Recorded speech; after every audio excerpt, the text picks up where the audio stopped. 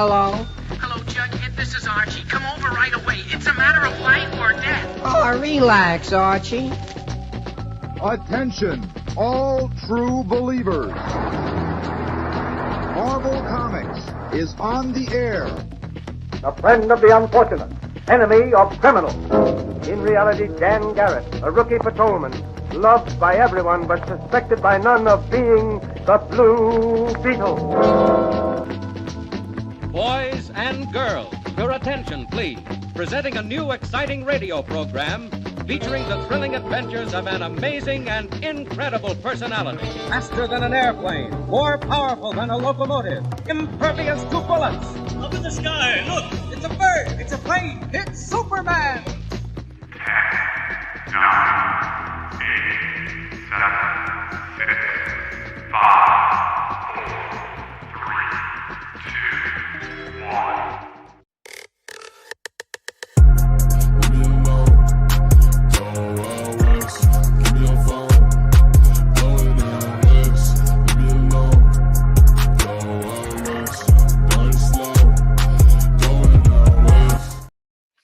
Hey, what's up, everybody? It's one of your hosts, Christopher, a.k.a. the Bronze Age Nerd, and I'm joined by my remote location reporter here, Mr. Magoo. Bigby McFly, the comic guy, who is in a hotel room in an undisclosed location, reporting on the war-torn Eastern Front. And I forgot my reading glasses, so I'll be squinting at everyone. But hey, I'm glad you're able to join us. For those that don't know, Bigby's on kind of a work trip, basically, and maybe that way for a couple shows, right?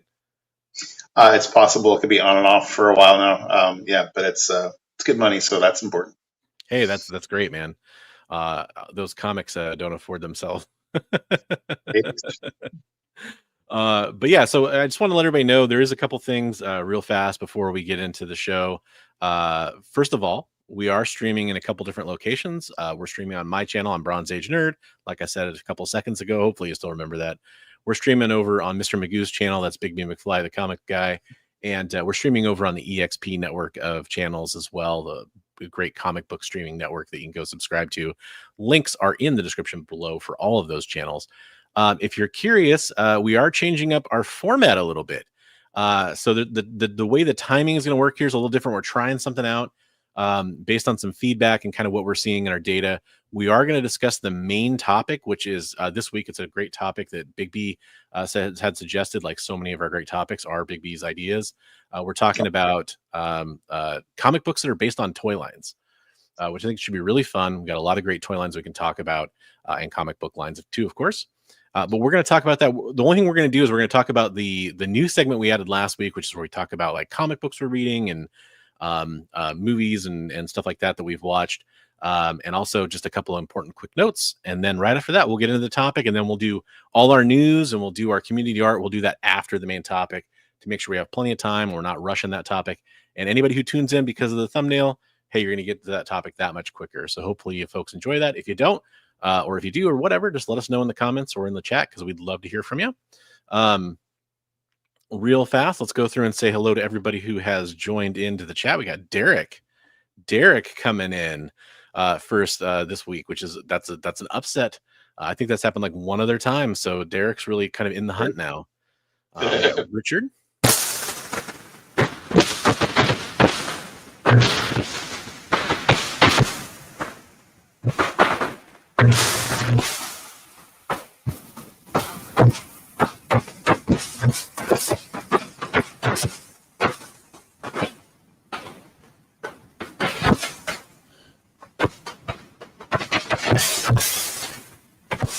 Am I the only one hearing that?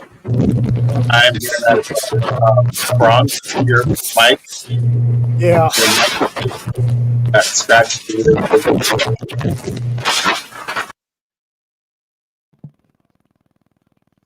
Don't worry, folks. It's just the demons. Sounded like cymbals and percussion instruments.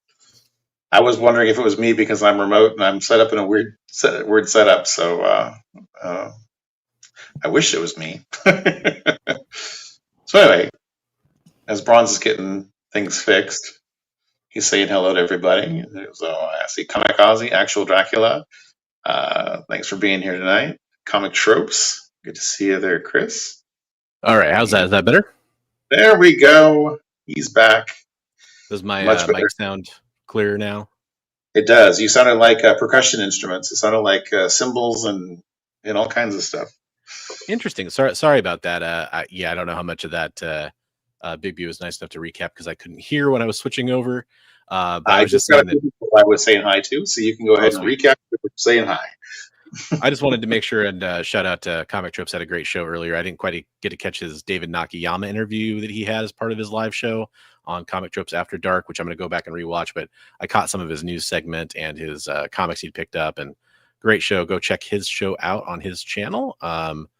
And I know he was just at Emerald City Comic Con too, so I'm sure there's some recap of that. I think he was on a panel there, which Bigby and I both got to see Chris over on a panel at Rose City Comic Con. That was a lot of fun. So very informative. I thought that was pretty cool. Yeah. We got Chad Cave in the house. What's up? How's it going, Chad? Some of us are squinting back. Absolutely. I'm way past due for some new glasses myself, for kind of everyday glasses I wear for mostly reading, but it's bad. If you see me this weekend at the Frankenstein Comic Swap, which by the way, I'll be there on Saturday as a vendor. Bigby, are you not going now because of the trip you had to do? I'm gonna try to go. I probably won't be doing a lot of anything other than seeing people and interviewing folks, but yeah, that's fair. So, but I will try to maybe maybe you could do some trading too or whatever, like some swapping or something. Yeah, I might be able to do something like that. But yeah, we'll be there this weekend. If you see me, there's a really good chance if you want me to read anything, I probably won't be able to. Past time. Actual Dracula in the house. What is up, Actual Dracula? Actual Dracula, does Canada or province by province, do they do the whole daylight savings time thing? I'm curious about that. I'm curious if you got to deal with that, because I figure like that's got to be bad. You kind of lose an hour, right? Like of your prime time there. What's up, Kamikaze? Always good to see you. Thanks everybody for pointing that out there. Yeah, man, they just come through. The tinfoil I weave in there just kind of catches them all. That is so weird. Yeah, it 95 to 99% of the time this microphone works just fine. Every once in a while something weird happens. I can either confirm or deny that Bigby is in North Korea.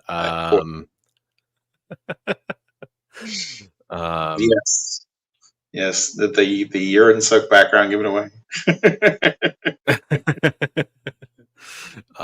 Hey, 4-color commentary, a bunch of cool comics and toy fans in here. Yes, and yourself included, or else you wouldn't be here, and we love to see it. So yeah, just kind of gonna hit a couple notes real fast before we dive into what we've been kind of consuming media wise. Again, we are going to be at Frankenstein Comic Swap. That's in Portland, Oregon. Takes place in the Lloyd Center Mall. It's a one day only, so it's only on Saturday, March 15th. So come check it out. I'm going to be sharing a booth with Dan's X-Men Comics and QWERTY Comics. The three of us are going to have all kinds of different stuff, so we'll have a good variety for you. There are 100 or so comic vendors, usually over 2 floors. It's really kind of massive. So it's amazing if you're looking for comics. It's a really good place to find some great deals. And our buddy Dr. Plagueis will be there too.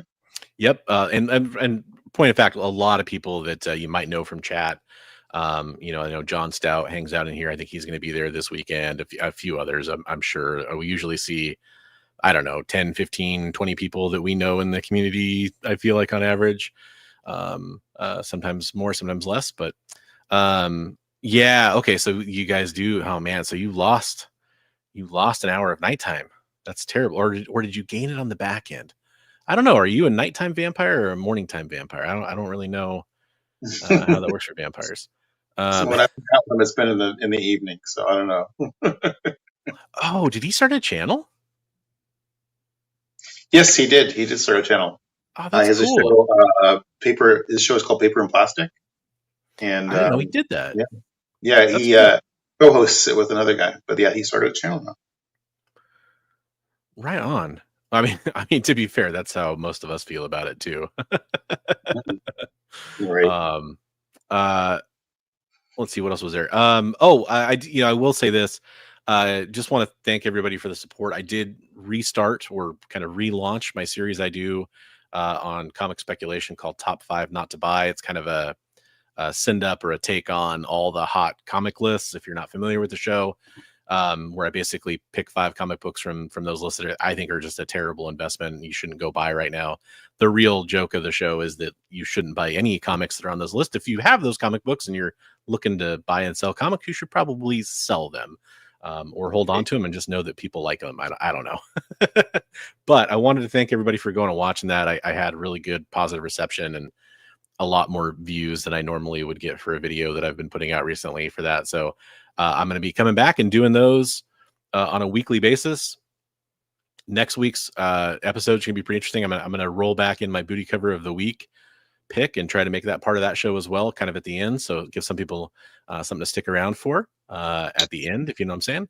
And and also going to try to launch a second companion show to that where I kind of go through all the lists. It'd be a longer video, but I kind of go through each list and sort of show my quick reaction to each book. And I would do that kind of go through and you would see my first kind of reaction to it because I wouldn't look at the list beforehand, which I think is kind of a fun idea. I do want to give a shout out to House of Stein. If you guys don't know Ben Stein, not the actor that was in Ferris Bueller's Day Off and all that kind of stuff, but a different Ben Stein. He's the House of Stein over on Instagram. He does the top 10. He was the original kind of, well, not the original guy. He was the guy that did the CBSI Hot 10 for pretty much 95% of its lifetime. He now does his own list on a live show. And actually I messaged him. I'm like, dude, do you post this list anywhere? And thankfully he kind of started doing something based on what I kind of, I guess, spurred him on to do. I think this is pretty cool. And I'm just going to share this real fast. He posted up his top 10. So he did it on his Instagram. This is his account. And so you can kind of go through and see the top 10 he picks. I've always been a fan of his picks. That list has always been a little bit more interesting to me because it seems less motivated by, I'll just say speculator politics to me than some of the other lists that are out there. And there's some overlap for sure, but there's some great comic books on there. It's kind of a fun thing to look at. So that's one of the lists that I'll be looking at when I do that new show I'm talking about. So anyways, thanks everybody for supporting that. I appreciate it. Yeah, no, that was really cool to see you getting the views. You were pleasantly surprised. Yes. Gained a couple subscribers, which is fun. I mean, I always take that as a sign of health. I've been kind of steadily losing and then kind of slowly gaining and then losing and slowly gaining subscribers. So I was looking, you're getting close to what are you close to pushing over, aren't you? Over that number? I mean, I've got to get if I get about 100 more subscribers, a little less than that, I'll break 5,000. So, that's right. Get them there, guys. Come on. Yeah, I appreciate it. The other thing I want to mention, I should have mentioned this when I was talking about Frankenstein. If you come out and visit me and want to pick anything up, 10% of anything I make, and this is actually going to be true anytime you see me selling like on YouTube, on Instagram, like, you know, that kind of stuff, or at a live show like I'll be doing this Saturday, 10% of everything I make, and that's, I guess, gross, we'll call it, from the sales generated, I'm actually going to put into a special fund for Heroes for Heroes. And I want to be clear about what that means. I'm not directly donating it to Heroes for Heroes. I'm going to use it for things like administrative fees. The biggest thing I want to do is start covering shipping for people. And I don't know that I'll make enough money over the course of the time I'm doing this between now and Heroes for Heroes, which is coming probably around May. We haven't quite settled down the date yet, but that's coming soon. Right. Some shipping will be covered, basically, is the upshot there. So if you want to get some comic books from me and you're buying them anywhere that you see me selling comic books, just know that until further notice, that's what I'm going to be doing, is taking 10% and putting into that fund. I might also use that stuff for like shipping from artists for commissions that we do, or things like maybe getting some commissions done, or if I have somebody who's willing to donate stuff but they can't afford to get it shipped, those kinds of things. Subsidizing. Yeah, exactly. I really want to be able to give back to that, so that's kind of just something I decided to do. And if I make $100, great, we'll do $10. If I make $1,000, great, we'll do $100. We'll see how it goes. So yeah. So yeah, I rambled on for longer than I expected. Big B, have you been reading, watching, or doing anything fun with any content out there? See, I only watched one movie last week. I watched The Gorge, which was really, really good. Enjoyed that a lot. Nice. Had some cool twists to it. I've been watching my series, Invincible, Harley Quinn, and I started watching Daredevil. Really enjoyed the first 2 episodes of that. So excited I'm gonna miss this while I'm working. I can't watch any of that content. So yeah, that's unfortunate. And then I've been addicted to some true crime stuff. On YouTube. I've been watching for a long time now. I've been watching. There's a channel called That Chapter, and I've been addicted to that. Watching that guy. Nice. So, very quick shout outs. I know Awesome Sauce. You can't see me highlighting your comment, but we wanted to say hello to you real fast. I'm just going through and highlighting some of the other comments while we talk. Thanks for all the kind words, everybody. So yeah, I think a lot of overlap with you because I watched both episodes of Daredevil. I'm caught up on Harley Quinn, which I think is like through 8 episodes or whatever of the new season 5. right. That's been good. I think it's probably a little better than last season so far, which is nice. Invincible has been amazing. Yes. I think a lot of people. That last episode was so good. Yeah, well, and oh man, I guess that's a spoiler. The actor who plays a character who appears at the end of the most recent episode was really fun to see, is what I'll say. Very cool considering, kind of the lineage of the other cast and stuff and kind of what they've done together. The background, the history that they share together. Yes. Yes, there's kind of a poetic justice to that, which is really cool to see. No, I really liked Invincible. I think most people probably want to hear us talk about Daredevil. And don't worry, we won't spoil what I know. A lot of people probably haven't gotten to it yet. I actually just watched both episodes last night and this morning, basically. So it took me a while to get to it. So I totally understand. I'll just say I think it's really good. Yeah. Yeah, I enjoyed it a lot. Some people were complaining about the special effects in the first episode. I didn't have a problem with them. Oh, really? Okay. I don't even know. Like during like one of the big fights or something? Is that kind of what they were talking about? During the very first, Daredevil scene, people were not. Some of my friends were saying that they didn't think it looked very good. So, but I didn't thought have it a problem with that. Yeah. I think some of the fight choreography, which I mean, that's not a spoiler. There's a fight in Daredevil. Oh my gosh. I think that was really kind of what I expected. A hallway fight. No, that was really good. Yeah. I understand a little bit. I guess I kind of understand. Yes. Yeah. What you guys are talking about. There's some rooftop CGI that I guess maybe is a little shaky, but that's what they were talking about. Yeah, but I overall it was not detracting from the show to me. They almost could have went like full Frank Miller there and kind of done it in shadow, and it would have looked pretty cool too. Right, looks like foreground shadow, whatever you would call that, I guess. Where the light sources where they're illuminated from behind is basically what I'm trying to say. Mike Mignola. Yeah. So the one thing I'll say, and this, I think this is the thing I'm safe to say, unless you're one of those people who says a trailer counts as spoilers, which I kind of don't agree with, but hey, whatever. Uh, it's really obvious from the trailer. You can tell that we're doing a Kingpin Mayor Fisk storyline. Like that's in all the media. So I'm comfortable talking about just that part of it. For a lot of reasons, I think that's a very poignant thing to be talking about right now, and a very interesting timing of that. That's all I'll really say about it. It's just fun to explore. So yeah. Yeah, I've heard some comparisons, but Yeah. don't want to delve too deeply into that. No, not at all. But I mean, I think no matter what your beliefs are, I think it's interesting either way, probably. Right. To see some parallels there. And yeah, no, I'm excited. I can't wait for the third season. I will say, or for the third episode, I will say, I think the second episode was a little slower. That's fine, because I mean, it's a show. You like, I don't expect every episode to be a banger. And also, if that episode, they released 2 at once, if they released that second episode and we had to wait a week and that's all we got, and then we had to wait another week, that probably would have been worse. So I'm kind of glad they did that. I dipped out for a second there. I heard you said, I will say, and then it just dipped out. Oh, sorry. No, it's okay. I was just talking about the pacing of the episodes, basically.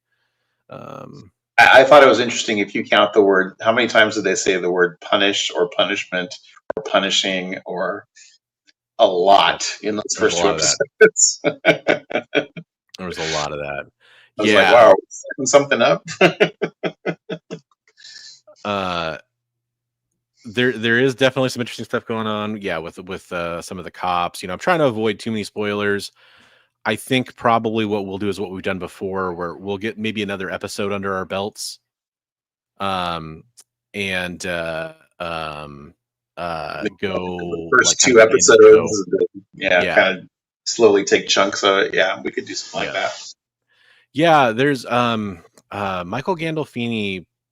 What is his character? There is some speculation on who he plays that I forgot. It's kind of a deep cut, if I'm not mistaken. Do you know who that is?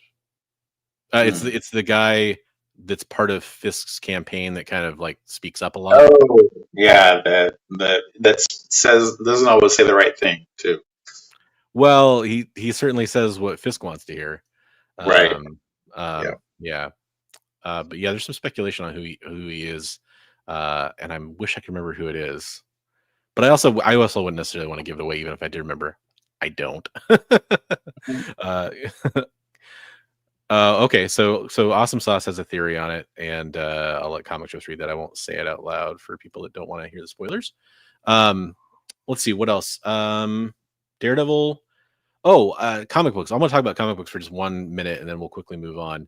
We'll talk about comic books for a minute on this comic book show.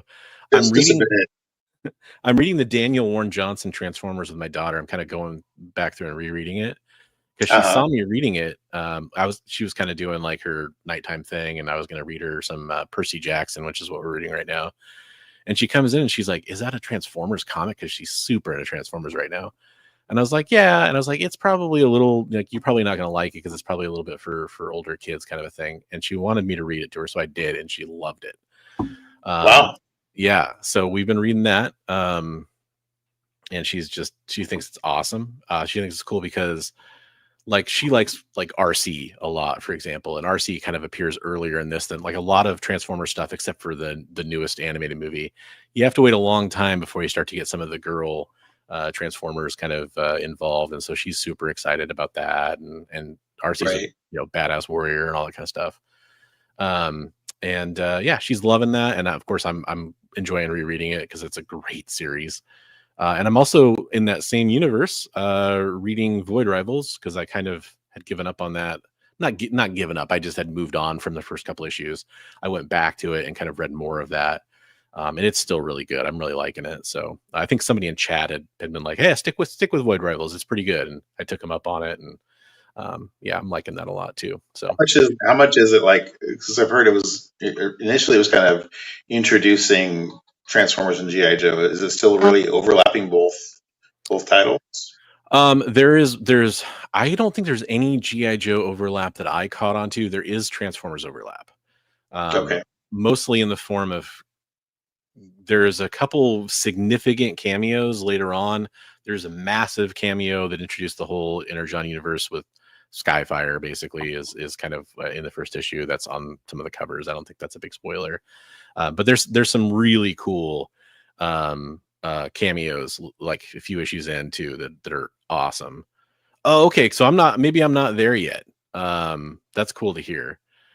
But yeah, there's a ton of because it's in space, obviously, and Cybertron is just like a planet people are aware of, right? Like it's part of the like cosmic landscape basically. And it's kind of doing a cool thing where I feel like it's world building a lot of sweet alien races and stuff. It's really cool. That's so cool. That sounds awesome.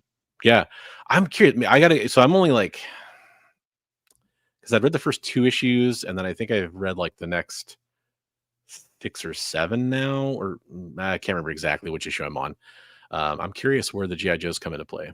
So they usually use most animated movies characters. Okay. And I feel like it's the appropriate thing to talk about too with our topic tonight, as we're going to get ready to kind of pivot into that. Yeah, there you go.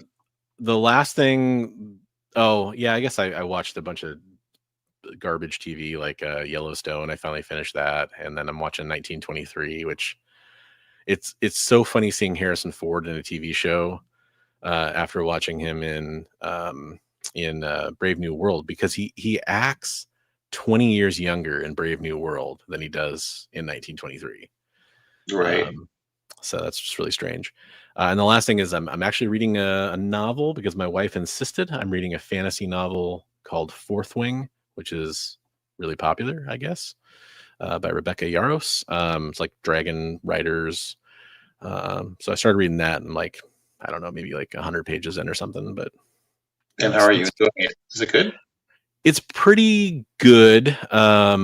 It's got a little bit of a young adult feel to it in some ways. It's very much in that there's a lot of sex. There's a lot of like characters there's an actual sex happening, but characters are very like flirty with each other. But it also kind of makes sense because they're like these dragon riders that could die tomorrow in a dragon fight. And so they're kind of all, hedonistic basically, right? Trying to like live their life like there's no tomorrow. I keep calling it fourth meal to her, and I don't think she likes that very much. To answer your question, Jay. Yeah, that's kind of the other thing I'm reading. That's cool. Yeah. It's always good to get some actual reading in. Yeah, it's something I definitely missed reading novels. I did some audiobooks, and I think I read Project Hail Mary, which if you're not familiar with that, it's a novel by the same guy who wrote The Martian, Andy Weir. And it's a very much like I don't really want to call it high concept sci-fi, but it's more of like on the hard science side of science fiction. And I read that and I was like, man, I enjoy reading this. I missed reading like novels, and not just doing audiobooks or reading comics or whatever. So it's nice to get a balance in there. Yeah, that's cool. I can't remember what the last novel is that I read, so it's good that you're doing that. Yeah, it's I used to read so much, and I part of it is I would buy books, and I would just end up with so many physical books. It just got annoying. And you're already collecting comic books, right? So it's like, that's a lot of paper. Trees. Yeah. So I figure like now that I read on like a tablet, or if I read on my phone or whatever, it's fine.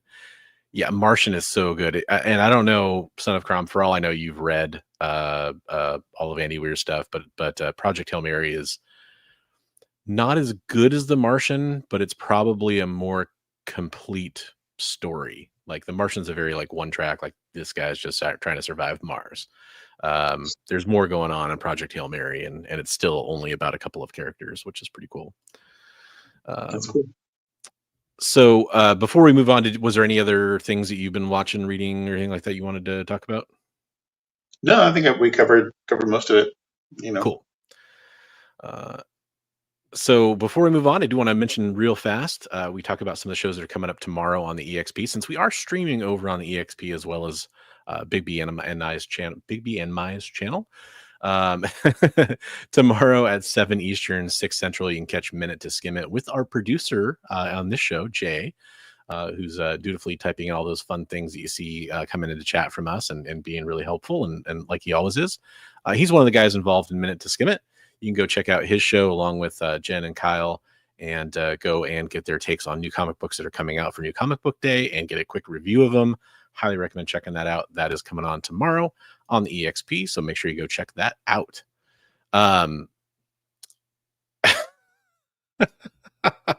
Comic Tropes wonders why we're not watching. Actually, I think Bigby, I think you can get that on your hotel TV if you type in a little code or the back of your credit card or something. I think that'll work. Yeah, I hope you check it out. Hope you like it, Son of Crom. I've heard some kind of hit or miss things about some of Andy Weir's other writing. This one's pretty solid though. Isn't that a job for Trash Movie Bonanza? Which, if you're not familiar, that's a show that Chris does over on his Comic Trips After Dark channel, where they him and Jim Mahfood review terrible movies like Madam Web. Have you guys done Craven yet? Have you done that one? Because that'd be fun. So our main topic for the night, we're going to get right into it. And again, this was suggested by Bigby, and I think it's a fantastic topic. We're just going to be talking for a little while about comics that were based on toy lines or, kind of sprung up from toy lines. And I think that it's kind of fun too, because I had this list in my head. At one point, we weren't sure if Bigby was going to be able to join us tonight because of the travel. And so I kind of was like, in my head, I'm like, okay, I'll talk about this. I'll talk about that. And I didn't really need to write out notes for that. And then he sent over a list and I'm looking at it. It's like, holy crap. He sent over a list of not only every property that I was thinking of, but also like 10 others that hadn't even crossed my mind or maybe 5 or 6 others that hadn't even crossed my mind. And there's some that I left. I was like, there were some other ones I was like, I left them off, but I might even throw those into. Yeah, there's some really great ones on there, and by great ones, I also mean some that are probably not going to go down in the annals of history as being some of the best comic books or toys, for that matter, of all time. But there's certainly some really fantastic ones, and what are we talking about with this? We're talking about things, and these are the obvious ones, right? We're talking about things like G.I. Joe, things like Transformers, which had, not only very successful Marvel comic runs back in the 80s, but also additional runs in from different publishers throughout the years. Things like Mask is another one that was on my list. He-Man, Masters of the Universe, Silverhawks was on my list. My Little Pony. There's some great ones on here. That you have, and also some really obscure-ish ones to me that I'm not even familiar with. Like there's one on here there's 2 on here that I haven't heard of. So I'm very curious. So, probably start with the most popular ones and work our way down and talk. Just make a little comment. Okay, I was curious if you wanted to do that or kind of go the other way, because I almost think. Okay, let me just ask you this first: what is Mad Balls? You're not familiar with Mad Balls? I don't know Mad Balls, man. Mad Balls are actually, I think they have a current comic out. Actually, really, yeah.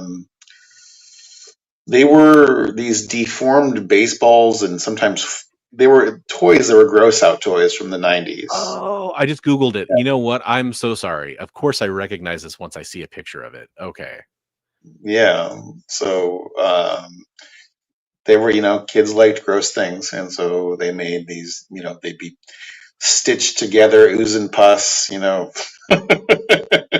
Yeah. Gross things. And if you ever watch Froggy Flips on YouTube, he's a toy collector. Yeah. His big infatuation is Mad Balls and Garbage Pail Kids. So. Oh, interesting. So I've watched that channel a bunch of times, and I definitely remember the Garbage Pail Kids. And maybe it's just because I didn't know what it was.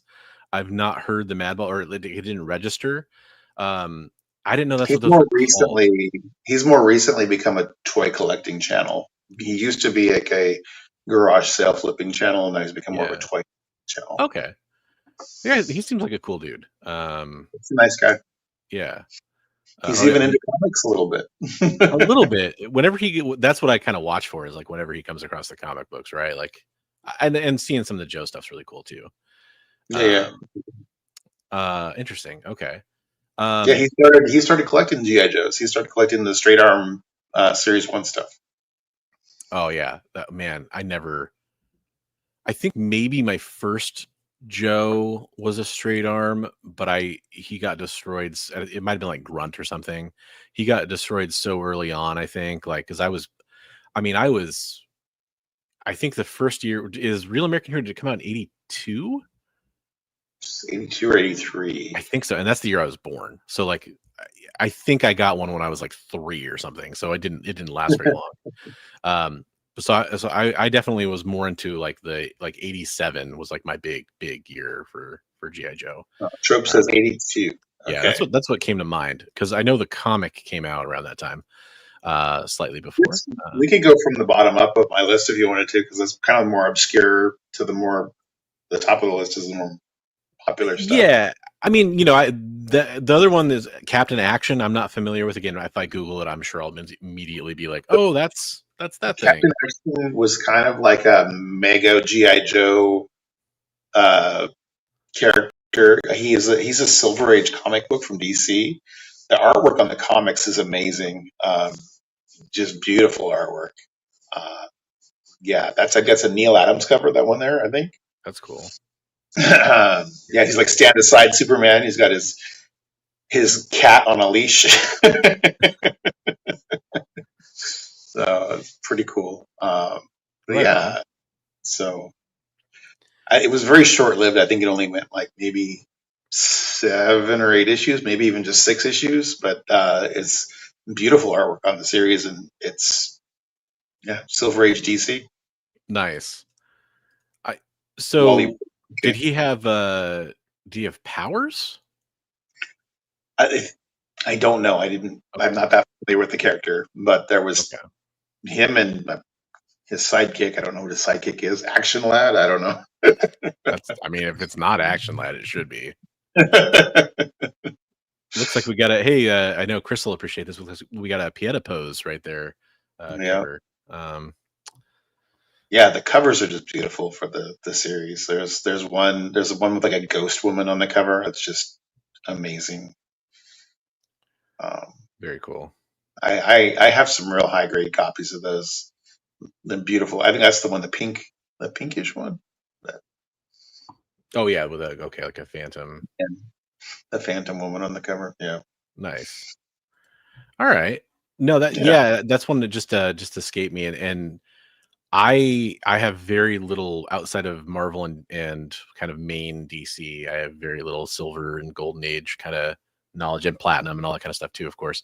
I'm learning, but it's not because I wasn't around for it. I didn't collect it, and these are like the 12-inch GI Joes, like back in the day, Kung Fu Grip kind of stuff. Yeah. So, but that was a UK character though. That was okay. So. Kind of like Action Force or something. Kind of like that. Yeah. Mm-hmm. It's probably the Action Force idea and came from the name from that, probably, because right. That's what I was thinking of when I saw it. So cool. So we don't necessarily have to go all the obscure ones if you want to talk about one of the more popular ones too. But in fact, I'll talk about a popular one. You pick. I'll let you pick them out. We'll just talk about them. Well, I'll talk about a popular one that maybe they won't identify with a ton of people in our audience. I don't know. Maybe it does. Maybe we got a lot of bronies watching. But I've talked about My Little Pony a few times. My daughter loves My Little Pony, and it's really fun because I've interviewed Trish Forstner before, and it's really fun like showing her like Trish's art in different comic books that she has, like different covers, and like they do like galleries and stuff in the back of some of them with pinups and stuff like that. So we're reading like the IDW stuff, and obviously it's funny for my wife, who was watching the My Little Pony cartoon when she was a kid, and now she's reading My Little Pony comic books to her daughter years later. Right. So yeah, it's just kind of that's a really fun one. I will say the humor, like the writing in the My Little Pony comic, because it's based on like the Friendship is Magic series, the current stuff. And I know they've had a lot of other iterations too, of course. But I will say it's on point. Like it's actually pretty funny for what the target audience is, for the humor of the show. Like a lot of times humor comics don't land, they don't have the same Right. kind of timing and everything that you do like in a TV show or whatever. And unless they're in like that bite-sized comic strip form, which I think is a little bit easier to kind of, get that punchline in there. That comic book is hilarious. Like they do a great job with that. So That's awesome. Yeah, Crom just mentioned. I forgot Barbie was one I didn't put on the list. Oh yeah, for sure. Yeah. So yeah, I forgot about that one. Yeah. So, that's a really. She had her Silver Age stuff, and then she had her more modern stuff with Marvel. Mm-hmm. So God, and who did the cover of the first Marvel Barbie? It was somebody famous too, wasn't it? Oh, I want to say it's like actually like a legendary. and that's like a homage to that first appearance of Dolphin, where she's swimming underwater. Oh, that's a cool one. Yeah. Man, somebody in the chat's gonna beat me to it, but no, that's a great bring up, Crom. Yeah, that is a good one. Gosh, it's somebody who you look at the cover and you don't really expect it. Wouldn't be like a Adam Hughes or something like that, right? It's somebody like Art Adams or somebody, like it's somebody. Okay. But I don't know that that's who it is. But John Romita Sr. That's who it is. I was gonna say, I was about to say John Romita. I was like, nah, man, well, maybe. Maybe you never know, right? Here I'll kind of show everybody what I'm talking about in case you don't recognize that cover from memory. Just not what I don't necessarily automatically associate that with him. Right. But that's pretty cool, I think. It's a history. Yeah, sure. Absolutely. I had a couple on the list that I don't know if a lot of people know that they were toys before they were comics, which was DC Superpowers and Marvel Superheroes Secret Wars. I don't know if people knew that, but so Marvel, didn't they do it like in conjunction? Like, wasn't it like they planned both to? Yeah, they wanted to release a toy line, but they also wanted to have something that made sense with the toy line. Why all these people were together? Yeah. So they did this Secret Wars series to support the toy line, and then DC Superpowers, same thing. That they went all in with Jack Kirby and everything, though. So yeah, that's pretty.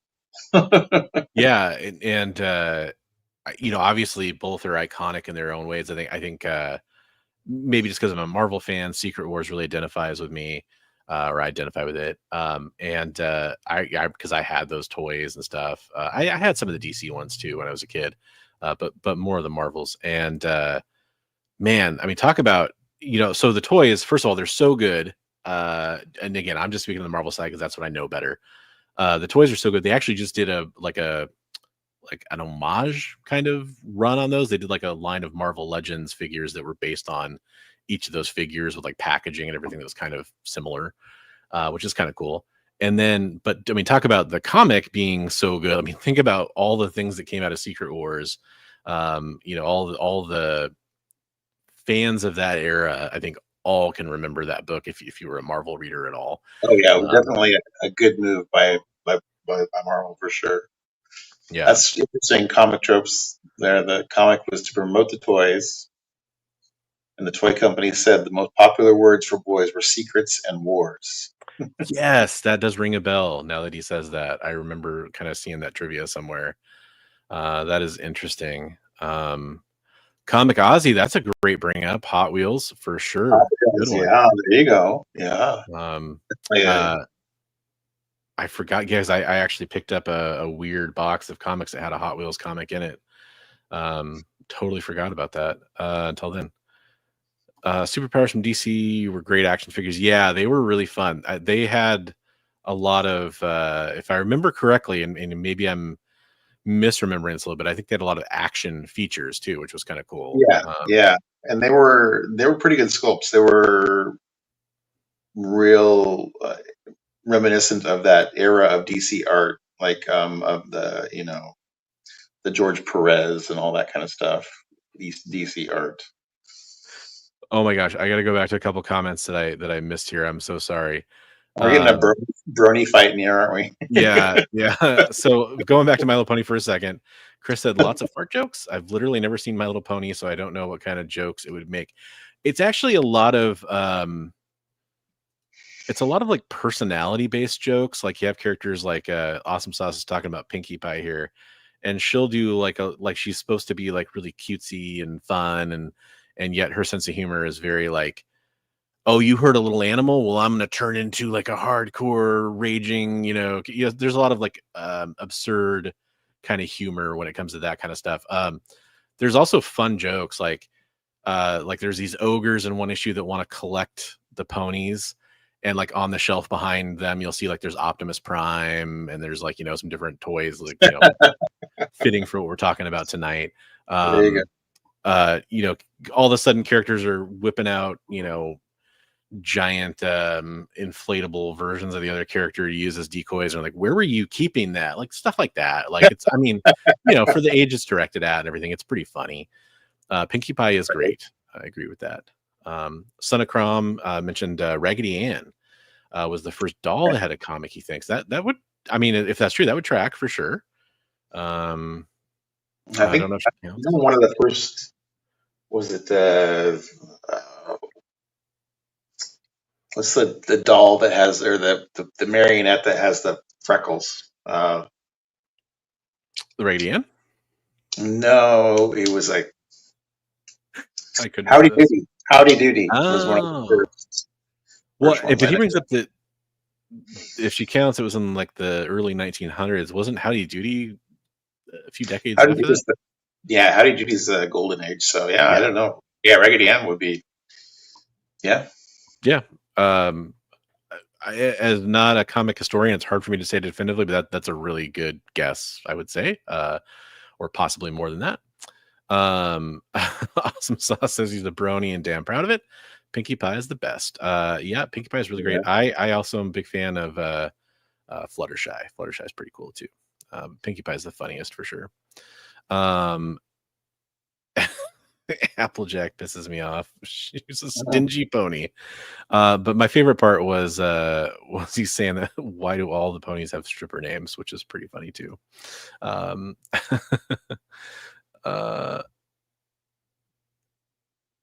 Let's see here. Sell it to me, Ban. I want an Alex Toth Hot Wheels comic so badly. Yeah, I can definitely go back and look. I think I'm trying to remember who it was, but definitely got one of the older ones. I can try to make it happen.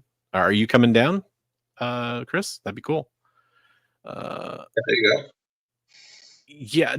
I think Amanda Connor, technically, I think she got her start.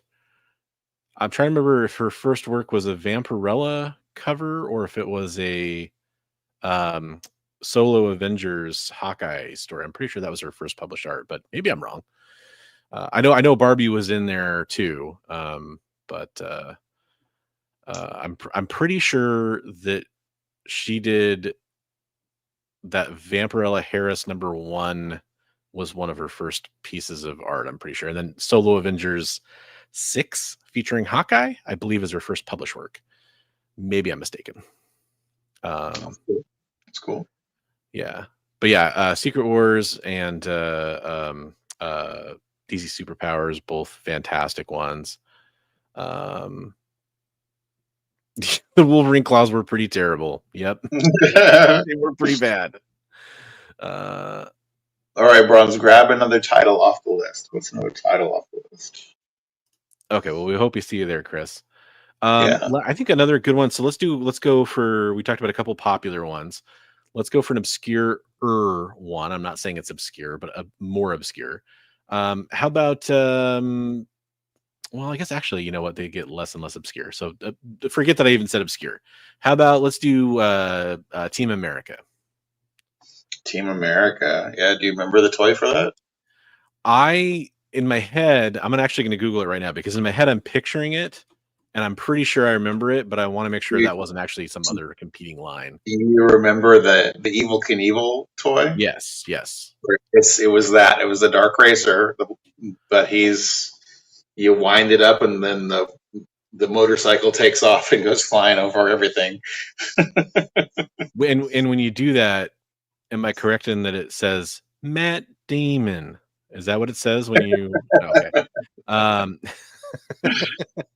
No, I definitely. Police. These are what I was picturing in my head. The problem I have with this is I never read the comic. I definitely remember seeing like ads and stuff in the back of comics. Is kind of what I remember it from. Somebody was just reading. It's John's Comics with Kids. They're going through all the X-Men and adjacent titles, and they were doing New Mutants. And Team America was in the New Mutants. Oh, that's right. I actually do. I remember that. Yeah, because they're all mutants, I guess. Apparently, when they all use their powers, they can summon the Dark Rider. Yeah, and it was in like some crossover or something. It was kind of weird. Was it Inferno? I can't remember what it was. But yeah. Did you read the comic? The New Mutants? Yeah, definitely read the New Mutants issues. But, no, I did not read too much. Oh, I think we might have a frozen Bigby. Oh, can you? There we go. Oh, can you hear me now? I can hear you now. Okay, I think they all first appeared in Captain America. So, but that would make sense. Tropes was saying he did an episode about them on his show. So, nice! I'm gonna have to go watch that. They are all mutants. Man, that's so great. So, and then I guess the other question I have, and this is the dumb, obvious question because I made the Matt Damon joke. Was the Team America World Police movie in any way based on that franchise, or was it just like? Because I mean, they're using the name. I think they just used the name. I don't think it was the same. Yeah.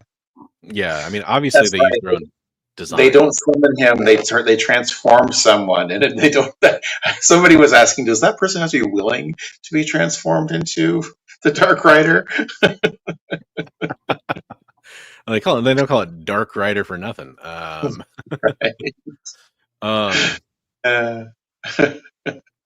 No, that's another good pull. One that I'm curious about because it's a comic book that I've seen the comics 1,000 times, and I love some of the covers, but I don't have any familiarity with it. I think I even had like some little like rubber pencil topper for this franchise at one point, but I was like, I don't know what this is. Tell me, anybody in chat, Bigby, tell me anything you can about Shogun Warriors, because like I said, I'm familiar with it, but I don't have any intimate knowledge of it. They're giant kaiju fighting robots. Yeah. Yep. Was it good though? Action. I mean, they had a fairly long-running Marvel title. They fought Godzilla. Right. And there's the character. I think Red Ronin is a character from that Marvel invented for that series. So yeah, I mean, yeah, I guess it's if you like giant kaiju fighting robots. And who doesn't? Because I know that there's a Godzilla issue that they're in. I don't know if he ever appeared in their series, but I imagine that they probably went every which way, but they could with that. Because I mean, I think that the covers are gorgeous, and I remember just kind of like liking them, and they're kind of some of the covers from that age that are just there's so many franchises that Marvel would just kind of come out with a book for, and you're like, whoa, okay. Trumps is correcting me. I misspoke. Red Ronin was only in Godzilla, not part of Shogun Warriors. Okay. So. All right. Good to know. Hey, have a good night, Crom. Thanks for stopping in. And we always appreciate those replay watches too. So thank you very much for that. I hope you have a good night. So Shogun Warriors didn't cross over with Godzilla at all. Okay. I thought that I was misinformed. I thought that they had crossed over the two, because there was a Shogun Warriors Godzilla toy. there was definitely a comic where I remember the cover because it's a Godzilla issue from the Marvel run that Shogun Warriors are on the cover. I never read the book, obviously, but Yeah, because there is a Shogun Warriors related Godzilla toy where his fist launches off, and just like the robots does, which was like didn't make any sense, but you know. you know, just Godzilla things. Man, I hope I'm not like imagining that. I'm pretty sure I'm right about that. Although I would think it'd be a little bit easier to find if that was the case. I can picture it in my head. He had the little flame tongue thing that would come out of his mouth, and he had a launching fist. Yeah. Tropes is saying that he had a toy at the same time, but it wasn't actually a Shogun Warriors toy. Oh, okay. So. Oh, here it is.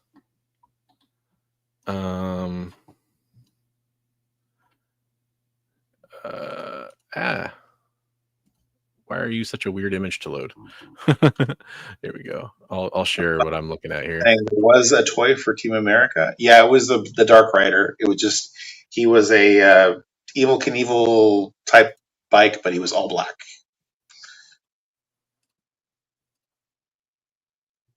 Oh, he says no. He was a Shogun Warriors toy, I think, just not in the comic. Okay, but this is also there's Godzilla fighting the Shogun Warriors. Okay, there we go.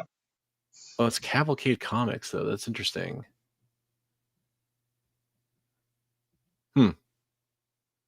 What issue number is that? Probably the same issue as a Marvel issue, you'd think.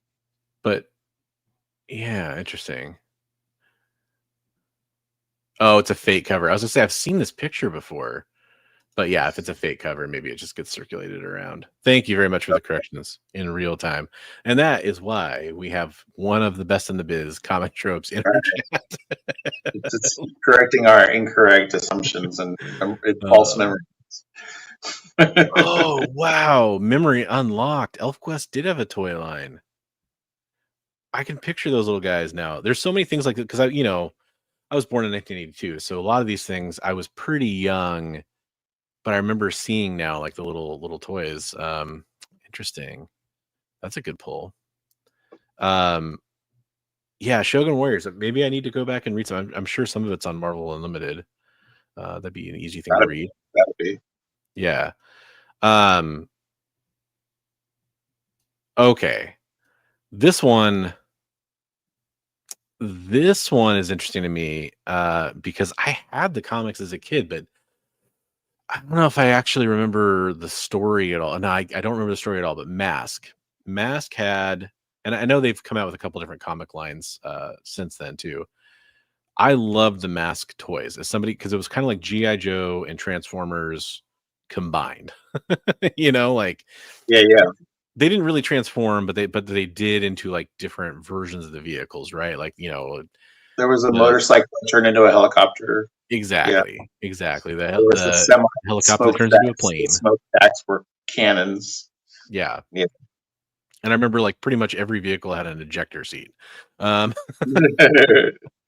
I remember Mask, as a franchise pretty well. What I don't remember is I remember the artwork in the comic book, and I can kind of picture it in my head, like so many of these things, but I don't remember if it was very good.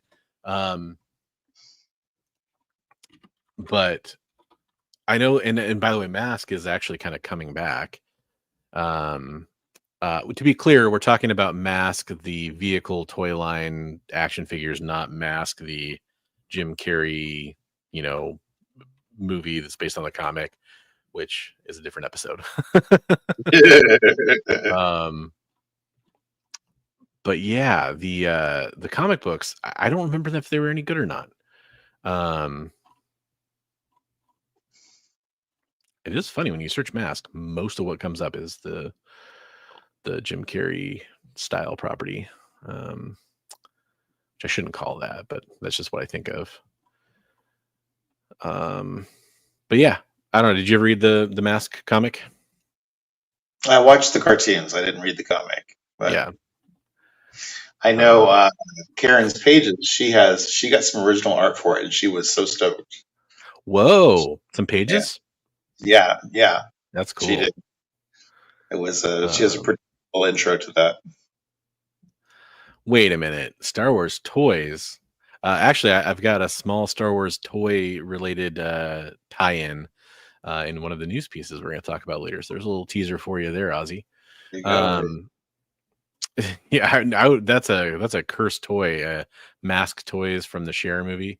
That's a movie I've never seen, but I definitely remember the character from 1,000 pictures or the back of the box or whatever. Marvel tried so hard to make toy comics after G.I. Joe, Transformers, ROM, Micronauts, Dino Riders, Sky Raiders, Madballs, Visionaries. There's a lot. There's a lot. Tars. And that's what I'm talking about with the that's another good one. That's what I'm talking about with it wouldn't surprise me to see Godzilla in a Shogun comic, because that's the era where you just would pick up a comic book and you're like, wow, they're doing this now. Right. Right. It would make all the sense in the world. It'd be a great crossover. So yeah. And kind of going back to Mask for a second, part of it coming back, like, it would be sweet if you had like a G.I. Joe Mask crossover. Somebody pointed out they keep trying to cross over G.I. Joe and Transformers, and Mask would be a better crossover with Transformers than G.I. Joe in some ways. Kind of agree with that. That can make some sense. Yeah, but Hasbro and all. Here's a couple that are kind of related in my mind. You have Smurfs and Care Bears on here. Mm-hmm. I remember Care Bears. Obviously, I remember both these franchises, but the comics, I'm having a hard time picturing the Smurfs comics. I remember the Care Bears comic. There was like a Marvel anniversary issue Care Bears comic. That's pretty much the only thing I can picture. Yeah, that was a Starline book, and then Smurfs was before that.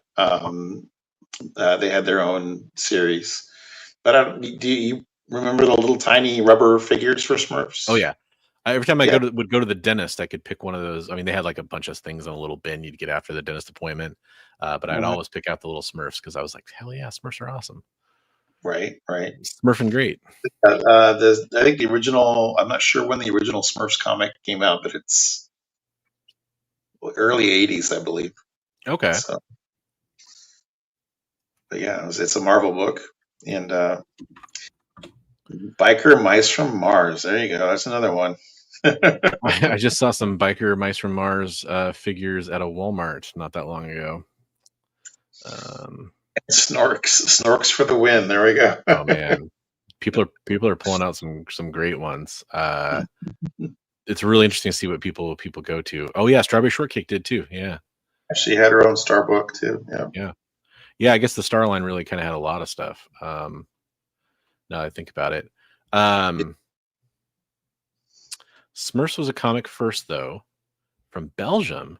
Aren't we talking comics based on toys? Oh, I didn't know that. Smurfs was in a magazine from Belgium. Actually, I have a short on my channel. Oh, okay, nice. Is it translated to, like, can you read it in English? I think it's just in what is the language of Belgium? French. I think they're one of those, or is it Dutch? I think it's Dutch, maybe. Dutch. Okay. They're one of those countries where I feel like they speak a few languages. One of my friends, Ricky from All Sorts of Words, he got a nice copy of that. Actually, a slabbed copy. It is it's called, the story's called the Magic Flute, I believe is what it's called. But it's first appearance of the Smurfs, and it's like a Golden Age book. Wow, I believe it's pretty old. It's pretty old. That's kind of cool. I didn't know that. I'm learning a lot tonight. That's really neat. Spiro number 1071. There you go. Wow. Some love for the Strawberry Shortcake comic from Awesome Sauce. Blue. It's even a blue cover on the Spiro. I remember that. It's got like a light blue cover. 1958. Wow. Spiro 1071. That's cool. Yeah, so many of these that you put on here, and I'm like, wow, I didn't even think about that or this or whatever. So good pulls. I'll pull up the My Comic Shop listing for Spiro 1071 here, so people can kind of see what we're talking about. Yeah, he's been collecting. I don't know if you guys were familiar with all sorts of words, but he's been collecting a lot of like weird, obscure first appearances. He's been doing all the Addams Family characters in the New Yorker, which is nobody had a comprehensive list, so he's kind of come up with the comprehensive list of the first appearances of all the Addams Family characters, which is kind of interesting. Oh wow! Because they were just in a strip, like single panel strip. Yeah, in the New Yorker. I've heard there's some people that consider those like first appearances, like if you can, because there's all the Superman strip comics too, where you have to like kind of collect those if you're trying to collect everything for Superman. So I don't know. That's kind of an interesting kind of debate. Right. See, the flute thing could have very well been true, Comic Tropes. Like, it wouldn't have surprised me at all. Because he said before that the Smurfs are created when a medieval knight gets a flute stuck in his butt. And frankly, that sounds like the kind of thing that could be true. This one time at night camp. this one time at Smurf camp. Right. Yeah, he's very deadpan convincing. Like, 'cause it would be like, here's this interesting fact. Here's this interesting fact. Here's this interesting fact. You guys believe that? I love that we have him for disinformation as well as correcting our disinformation. Yeah, right. And then it'll be like, my correction, I was just making that up. Smurfs, the musical fruit.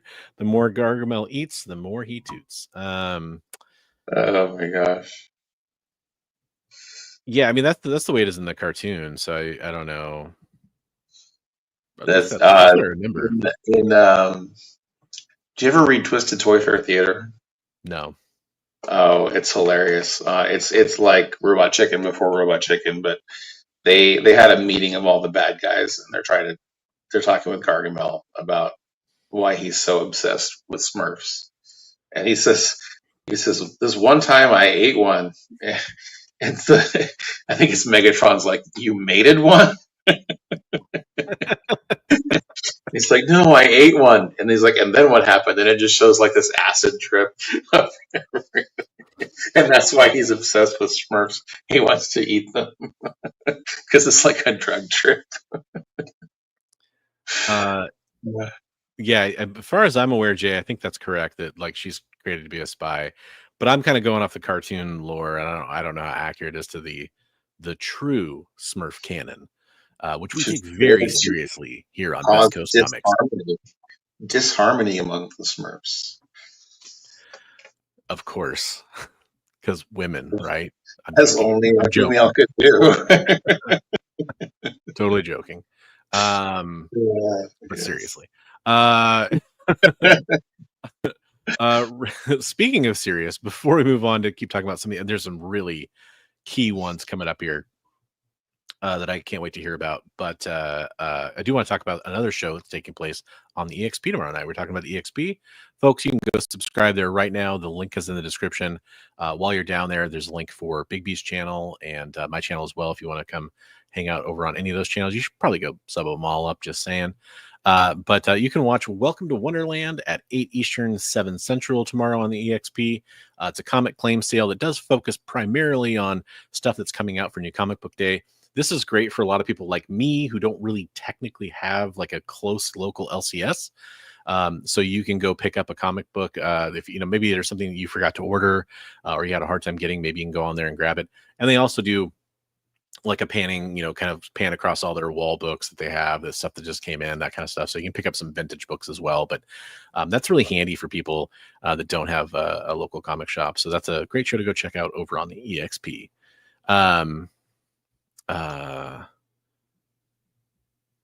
She was their Comic Tropes spreading disinformation. I love it. You thought Gargamel was a witch/woman when you were a little kid. Well, That's I don't okay. know. Yeah, you weren't I'll dumb. do that to you. Yeah. I love actual Dracula's comment. And then Marvel put out I'm thinking you mean the Smurfs comics, and Paper Cuts is the trade paper back. Okay. Okay. 25. Yeah, good. Thank you very much. That's a good point, Jay. It's such a good point. You can help me out next time and put it in my notes for the time reminder, because then I'll remember to say it, because otherwise I don't, because I'm basically Ron Burgundy up here. I'm Ron Burgundy. Yeah, 25% off for EXP watchers. So let them know, you're watching the EXP. Obviously, they'll probably know that already when they're watching the stream or when they're reading from the chat. But yeah, no, that's fair. That's fair. I was just giving you a hard time. I mean, technically, it's stuff I should probably remember. Yeah, Battlestar Galactica. Definitely one I was going to talk about. Good point on the Buck Rogers. Excuse me. Oh, we both missed Voltron. Oh, Voltron. There you go. There you go. Although, how many issues of that were there? There was like what, 3? 3. Yeah. Of the, I mean, I think there's probably been newer comics, I would imagine, from, I don't know, like IDW or Dark Horse or something for that Netflix series that came out. But I know the classic series, I think there was only 3. Yep. 3. Okay. But yeah, Battlestar Galactica, that's a very good pull. I love the cover of issue number 1 too. I had to hunt a copy of that down. That was a TV show that became a comic. But. Good point. Technically correct, which is the best kind of correct. I had to filter, because when I was doing toys, it was like, oh, this thing. Well, that's a video game. That's not a toy. So I started thinking of video games too. And I was like, oh, wait. Oh, that's a video game. So I'm trying to get through a lot of the ones that I'm not. Thundercats. That's the one. That's on our list. I'm trying to get through some of the ones that I'm not as familiar with, and one of the ones that's on that list for me is Sectars, which again, I've seen it, but I'm not deeply familiar with it. Not a super successful toy line. Yeah. Little bug guys. I mean, they just somebody just redid this. The series that they breathed new life into it. Yeah, I thought it was Dynamite for a second, but maybe it's Oni. I know somebody definitely was coming out with new Sectars, because I've seen a post or two about it on the Facebooks when I'm scrolling for comic book stuff. But again, not being a franchise I was that familiar with, it was kind of hard for me to. Yeah, I had a friend of mine was telling me one of his favorite toys was, I guess there was like a spider that you put it was a glove that made the legs move. That was part of it, It's a giant spider thing. Hey, by the way, Lyle, I saw you pop into the chat earlier and forgot to say hi because I was in the middle of saying something, which is a thing that happens to me with ADHD and all that fun stuff. But Lyle, you shared this on Comic Collectibles earlier, so I'm sure you're cool with me kind of just mentioning this. Everybody sent out some positive wishes for Lyle, who's having a surgery. I believe it was tomorrow, I think he said. So best wishes on that, and hope everything goes smooth with that. Definitely want to make sure everything goes okay. Yeah. TMNT is from another. That's another kind of in the mix kind of one for sure. Yeah. Well, we were trying to go with toys that were originally a toy that became a comic. Yeah. And then it's a comic that became a toy that mutated into a kid's thing. Yeah, it's kind of a little incestual there in some ways. Hey, right. Christina, what's up? Hey. Well, best wishes on that tomorrow, Lyle. Definitely hope everything works out okay for you. Sure. Oni Press. Okay, so it was Oni. Okay, thank you very much, Jay, for doing the legwork there. See, we got fact checkers left and right. We need them.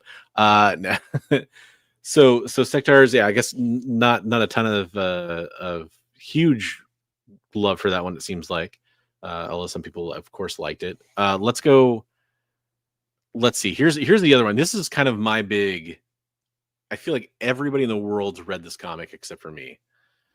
and I've definitely poked my head in a couple issues, but I didn't really know what was going on, and that's Rom Space Knight. Okay. So, educate me on whether or not Rom was a comic that's worth reading, because there's a lot of people that really liked it, from what I understand.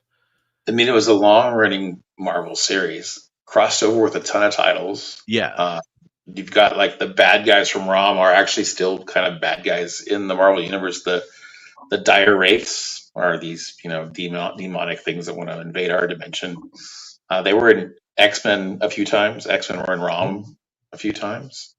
Well, and they even recently-ish, Young Cable had kind of a tie-in with some characters from Rom too, because he got his. There was a whole swords thing in Krakoan X-Men stuff, and his sword was from their planet, which starts with a G, I want to say, but I can't pull it off the top of my head. Ron, Space Knight. That'd be pretty funny. He's just Ron, the Space Knight. Just Ron Burgundy. Captain Ron. No, I mean, it was a reflection of the times, for the toys and stuff. And they another one of those things that just got re-released as a new title. So from another company, right? I believe so. Although I do know the other big news about that we covered, or maybe it was just me that covered it a long time. I can't remember. It was a long time ago. I remember hearing that Rom was finally getting an omnibus release because it hadn't been in print in a while. And I know a lot of people were excited about that. So that's kind of where that comes from. I don't know if it was just like completionists or people that had a huge love for Rom. I know Rom just got a Marvel Legends figure, which people seem pretty excited about, but it's hard to tell if it's just that really vocal minority. Either way, if you're a Rom fan, I'm super happy for you that you're getting some new things coming out. Rom and Micronauts, right? Didn't Micronauts just got the same thing, the omnibus? Yeah, which is also on our list, and people have kind of mentioned it in chat. There we go. Yeah, Micronauts. I think it's interesting too that a lot of the characters that are invented by Marvel for these series weren't actually toys, so Marvel still owns the rights to a lot of the characters. Like for Micronauts, they own Bug, they own I can't remember the lady, the female character. They own also I believe the big bad guy from Micronauts.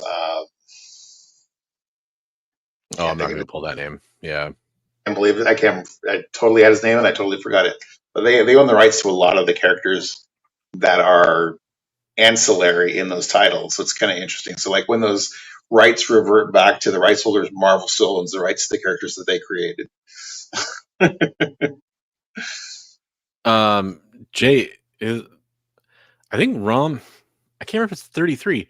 That actually might be like the second appearance of Rogue. I can't remember if that's actually that issue. It's like it's in that range of numbers, which is one of the reasons I know one of the reasons I've cracked open a Rom, because I was trying to track down some of the early Rogue appearances, and I bought there's an X-Men issue and a Rom issue that came out like in the same day. Yeah, she's in both of them. Yeah. Baron Karza, I think, is the name of the guy from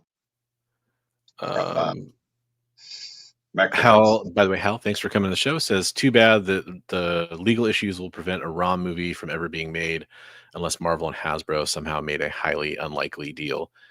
It's interesting. It's one of a number of franchises on here: Micronauts, Rom, Sectars, that I'm familiar with them, but only from like, I didn't have the toys. I didn't read the comics, but I definitely recognize them, seen them on shelves. I never read a ton of Rom either, but I always felt like it kind of had like a Silver Surfer kind of vibe, where he was kind of trapped in the armor. At the end of this series, he was finally. And I believe we have a frozen. Maybe we'll come back in a second. There we go. You're frozen for a second. He was trapped in the armor. The whole thing. I said, yeah. So I always felt like Rom had kind of a Silver Surfer-esque vibe to it. Like he was kind of almost trapped in that armor. And at the end of the series, I know they had him freed from the armor. So, but I don't know. I did not read a ton of it, so I cannot tell you right definitely that I know everything about it. But I knew there was a whole other core of Space Knights that they made based off of just that one toy that Marvel made of their own. That, as far as I know, there was only one toy ever made for the toy line. Gosh, as soon as you Was said wrong. that, it's like Galadorians or something like that. I think that's wrong, but it's close. That's like their species or whatever. Something like that. That sounds about right. I know it's not exactly right, but I feel like that's most of it. So we got to talk about. We've been talking about this for a while. We have to talk about some of the big players on the block, right? We've talked about some of the littler ones. So in no particular order, I mean, G.I. Joe, Transformers, Masters of the Universe, Thundercats, especially for comic books, and you know, kind of, we're talking a little bit about kind of generically, like somehow some of these things are cool, or things we saw when we were kids, or all that kind of stuff.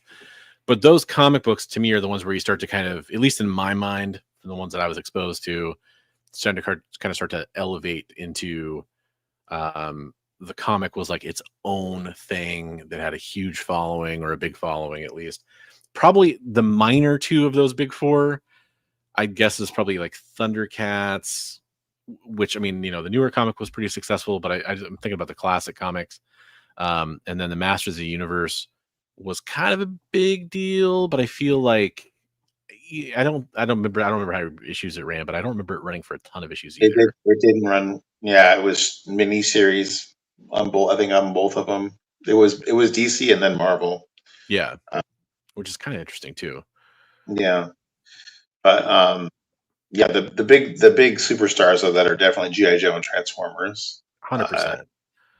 And have developed their own lore, and, like we said, characters that were invented just for those series and stuff. So yeah.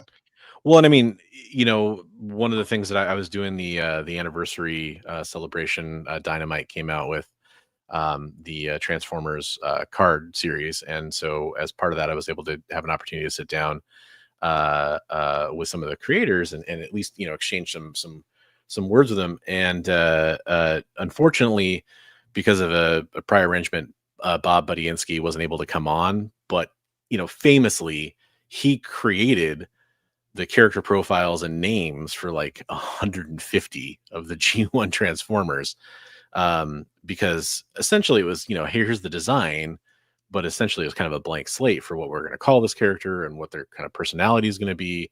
And it's really interesting to hear him talk about that, because he talks about it it was like, to him, it was a job. It was very like matter of fact. Like, that's kind of how he talks about things, which is interesting. You know, it's not like he's sitting there like waxing about how much he loved this character, or how much he hated this character, or whatever. He had a few favorites or whatever, but it's fascinating to listen to. But I mean, some of those characters and the names and the personalities and how they affected people, like it was created in the way he tells it. In my mind, it's like he was created over like a week, and like he just was like, we're gonna call this one, you know, Brawn, and we're gonna call this one Cliff Jumper, and we're gonna, you know, like he just was kind of.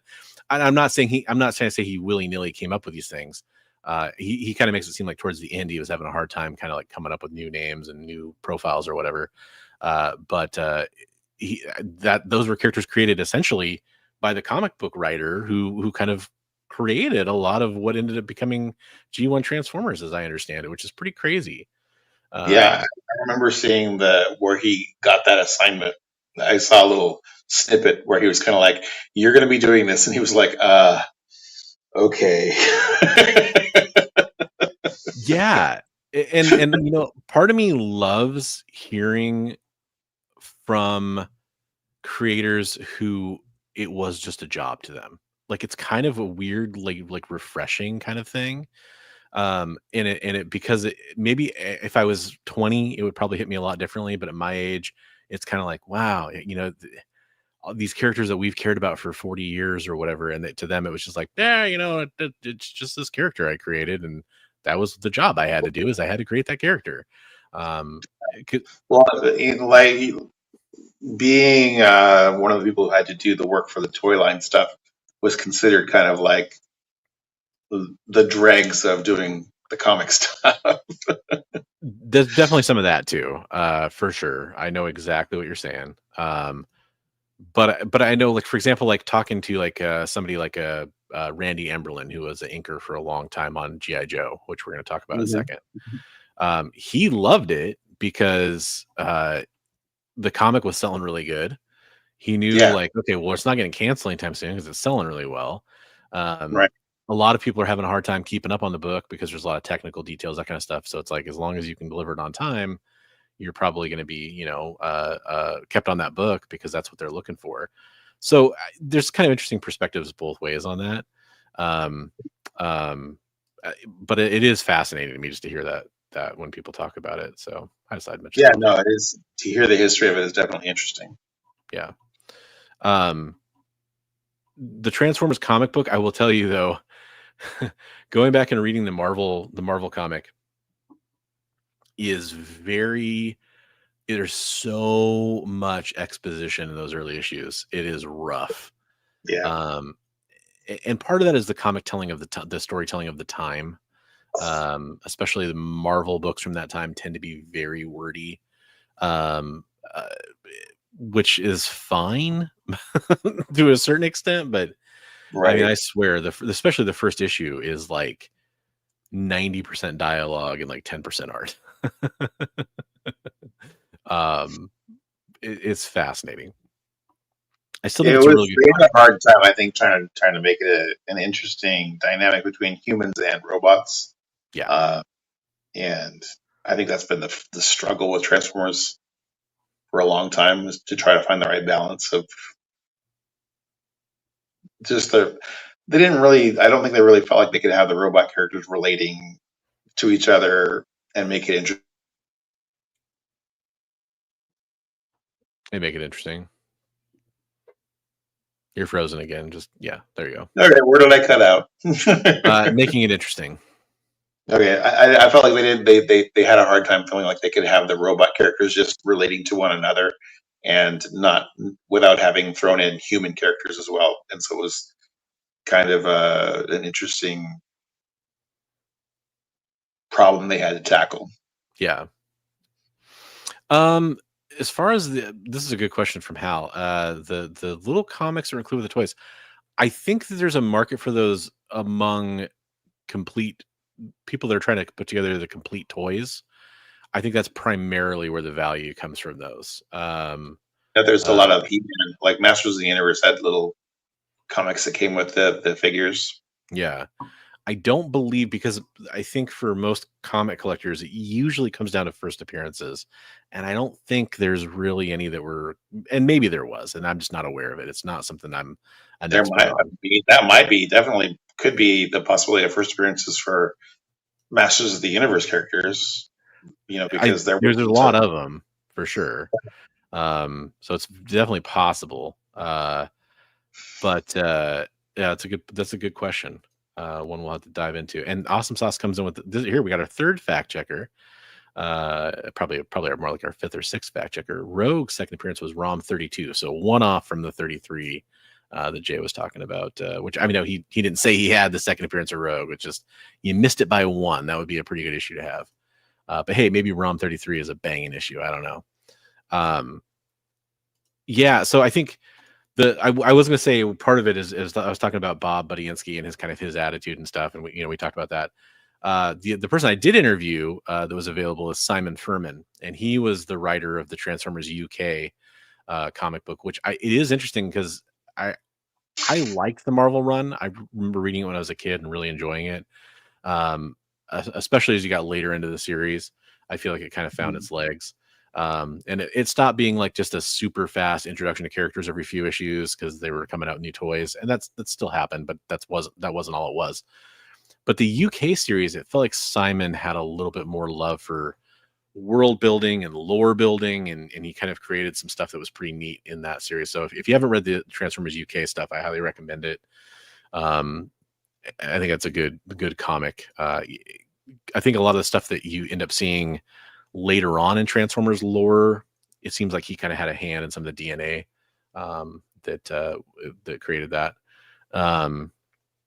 A lot of stuff around the movie, the cosmic kind of aspect of it, and not just the fight on Earth. but we got to talk about G.I. Joe. And we've talked about G.I. Joe a lot on this show. I know we're both big fans, and I know, like, people like Chris in the chat, like, huge fan, and like his comment here, as far as the quality of the comic itself, G.I. Joe is far and away the best of these. Hard to disagree with that. Yeah. I'm biased, probably is the best way to put it, but Right. man, Larry Hama sure knows how to write a comic. It's kind of funny. I actually, you could call this a shameless plug, I guess. But I'm kind of reorganizing my comics and trying to pull stuff for Frankenstein. And I'm bringing all my doubles of G.I. Joe books, doubles and triples in some cases. So I've got a ton of G.I. Joe books I'm bringing to Frankenstein. That's just like half of them. Sorry about the mic scrape there, but yeah, like some of the nice, key issues, like that's a newsstand, G.I. Joe 26, Origin of Snake Eyes. Yeah, some fun stuff. First Flint. Actually, I've got 2 copies of First Flint, so there's gonna be some fun stuff. But man, just every time I dig through G.I. Joe comics or read them from the original Real American Hero run from Marvel, and then of course a lot of the later stuff that happened that continued that series, it's just so good. It's just so good. I think, like what we're saying, like what the people were saying, like they felt like they were being punished by being assigned to that stuff. Yeah. But how? Oh, somebody's streaming. What's a hot new show? They're streaming Severance in the hotel, and it is causing Bigby's Wi-Fi to drop out. Everybody, that must be what's going on. Oh, there we go. I think he's back. Yep. It was a middle saying stuff, of course. What did I say? Where did I leave off? I'll be honest. I got so into my vamping there that I forgot exactly the last thing you said. I feel like that Hama was one of the people who took it, instead of being like a punishment, he took it as he could create his own thing and really get into world building and making his own thing, and not really having to have to worry about a lot of people looking over his shoulder, and really being able to make something special. At least the way he tells it, which I have no reason to doubt. He absolutely seemed to have more power, more control over some of the narrative and that than at least you hear other creators talk about for licensed properties. I think a lot of that was in part of why Hasbro came to Marvel in the first place. And, they kind of said, hey, we need some story for these toys.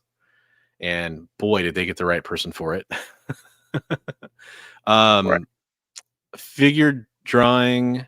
Yes, I do have a favorite sexy G.I. Joe cover, and it is off the top of my head. Is it the one with Baroness strapped to the front of his tank? So I absolutely love that cover. It's hard for me to call it sexy. I'm not super into like bondage per se, but I to a lot of people it would be, and like I'd be willing to put that in like the second spot. This is probably my favorite like sexy G.I. Joe cover. It's G.I. Joe 143, which I'm trying to remember who the cover artist is.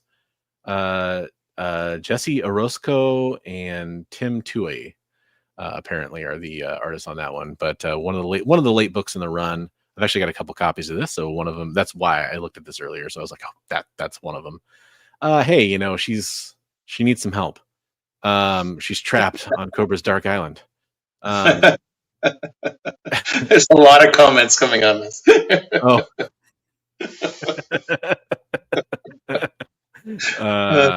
I bet. Here, folks, I'm sorry. I know you probably can't see very well. Let me zoom in for you a little bit here. Oh, does it not? It's not reacting anymore. That's stupid. I was scrolling, but there you go. Real fast before I get to some of those comments, Awesome says, do not worry about the typos with the text to speech. I totally understand. And medication. It's all good. It's all good. Just realize we're doing our best. He did say a bunch of those He-Man comics were drawn by Bruce Timm, which is very interesting. Oh, that is I mean, those would be cool. Just Bruce Timm art is amazing. So Mhm. those would be cool just for Bruce Timm collectors. Um, Doubles of 155. No, I don't have. I as kind of famously have told the story a few times. I sold my copy of 155 for pennies at one point, not knowing that it was rare, desirable, and not caring because I was like, I'm just keeping my favorite issues from this. And now I'm trying to rebuild the run, and boy, I wish I still had it. 155 was one of the books that got me back into collecting. Oh yeah, because That you was found when a I copy of it. yeah, I found a copy of that and G.I. Joe Special, the McFarlane Oh yeah, homage pose. And there was yeah, were the yeah. first two books I saw in the box where they said they were, what were they, 6 for $10 or whatever. I was like, wait, that how much? That's a good deal. That's a good deal. I agree with Richard's comment here. Yeah, this is actually really true, by the way. Uh, Yeah. the only thing I would kind of hesitate on is the movies part. But boy, for toys, comics, and TV, they actually were firing on all cylinders. And it's still crazy to me that G.I. Joe fizzled out.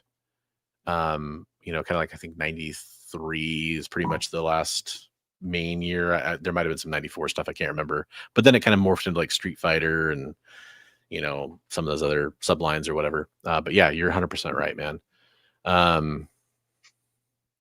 Yep, being successful in all three, that's important. Yeah. Snake Eyes cover. I mean, that one that the Bigby's talking about that McFarlane did was pretty impressive. He's definitely got some Spidey-esque bulging going on that cover, if I remember correctly. It wasn't. It's not actually McFarlane. It's a homage to McFarlane. So. Oh, did he not do the actual cover of that issue?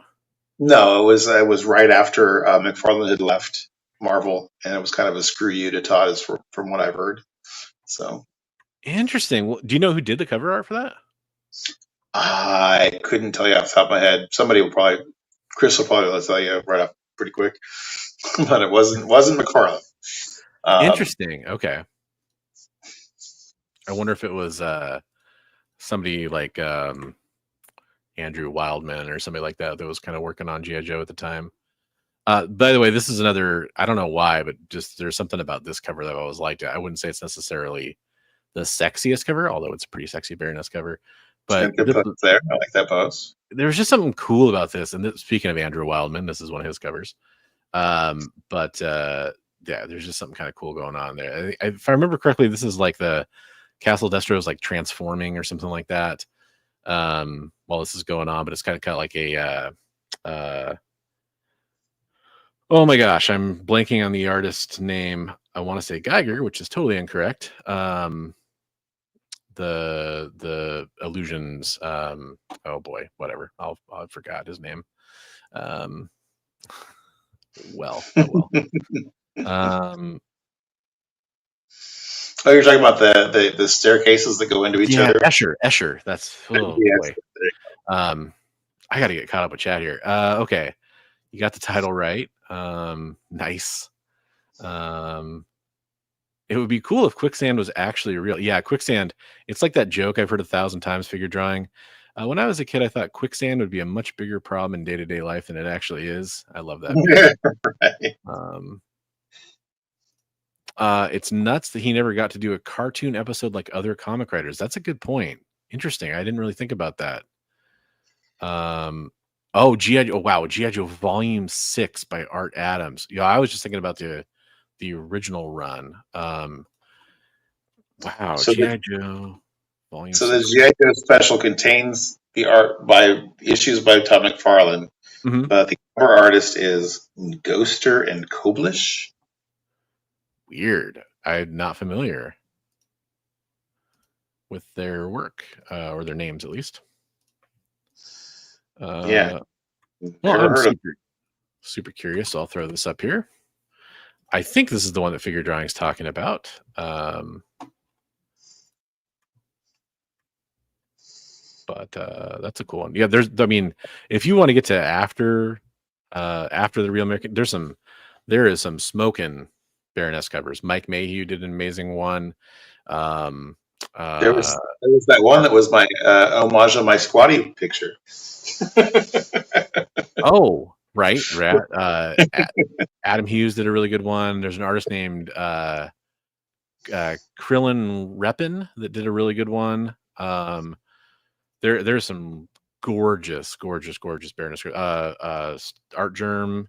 There's some there's just some really good ones. Yeah. Sold the whole run for pennies. It's sad. Yes. 94 was last year. Okay. Battle Beast figures. Those last issues of G.I. Joe are so hard to find because they're just so low print run. Yeah, and it was getting hard too to find. I remember like trying to find the books. Like I did find them on newsstands, but like comic spinner racks at the grocery store, that kind of thing. But it was getting hard. Battle Beasts is a name that I feel like I'm going to feel like an idiot as soon as I look them up. But I'm thinking of like Transformers, Beast Wars, or whatever. Yeah, you got the actual name of that guy, Scott Koblish. Okay, who did that McFarlane homage? Okay, so they're like little mini dudes, little mini figures. Okay. Yeah, I remember this. Like, there's like a wolf looking dude, like a lion looking dude, with a white lion with blue armor. I remember. I don't remember and I certainly don't remember the comic. But yeah, good one, Brandon. Deep cut for me. Cool cover. MC. Oh, hey, there we go. Escher. Yep. There you go. Cold Slither, you'll be joining us soon. Yep. Yeah. Oh man, the Cold Slither action figures, that looks crazy good. He's good and working today. Oh, that's cool. I know these are things that you guys already talked about, but I'm just getting caught up with the chat. Right on. Oh yeah, Nakayama, Dampanosian, Sozumika did an amazing one recently. Actually, I got the foil for that. I mean, there's so many good ones that it's almost like cheating. I've got this really amazing original Baroness art up here by this guy named Chris. He does this YouTube channel, Comic Tropes or something like that. Yeah. Yeah, and then I know there's some other good original Baroness art out there too, from this guy named Bigby. All right, on Battle Beasts were Transformers in Japan that got their own brand. Oh, okay. So were they like or like headmasters or whatever? Interesting. Okay. Yeah, but the comic is just. I've talked a million times about. How cool I think it was that characters died in the comic book at a couple of points. Most famously the war in Trucial Abysmia. The silent issue is a masterpiece issue. The background with the Arashikage clan and Storm Shadow and Snake Eyes and kind of all the lineage there. The plot line we talked about with like the running thing with Zartan and his kind of treachery. Yeah. I mean, it gets a little silly at times for sure. Cobra Island Civil War is masterful. Yeah. And frankly, some of the other comics are pretty decent too. I'm not a huge fan of the Image run, for example. There's some decent stuff in there. The IDW run, there's some cool stuff. Like I think Don Moreno is a cool character. I think that's kind of interesting now, and I think at this point we basically have both running around. Let's see. There's just so much good stuff, and oh yes, John Royal did draw a good cover. Oh, and J. Scott Campbell did the Danger Girl stuff too with that, and I think he even did some standalone G.I. Joe covers as well. What am I describing, Awesome Sauce? The Comic Tropes piece or one of the covers I talked about? I don't remember which one you'd be referencing there. That's probably the one where you were showing Baroness that you thought somebody was talking about. Oh yeah, she's just kind of standing. If it's that one, it's the Arthur Adams. She's kind of standing. It's kind of a sultry pose. Yeah, sultry pose. She's got kind of a asymmetrical, like hips jutting out from a different direction than her torso, kind of thing.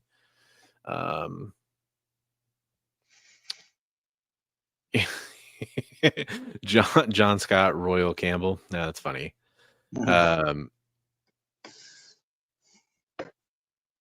It's a not okay. Yeah. Well, I mean, it's funny because there's John Royal, who definitely has a J. Scott Campbell style, and there's also Paul Green, who has a very J. Scott Campbell style. I don't know if he's ever done GI Joe though.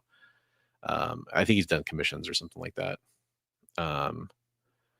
Oh, interesting. I did not know that IDW did a second printing for 155. Oh, there you go. That's different.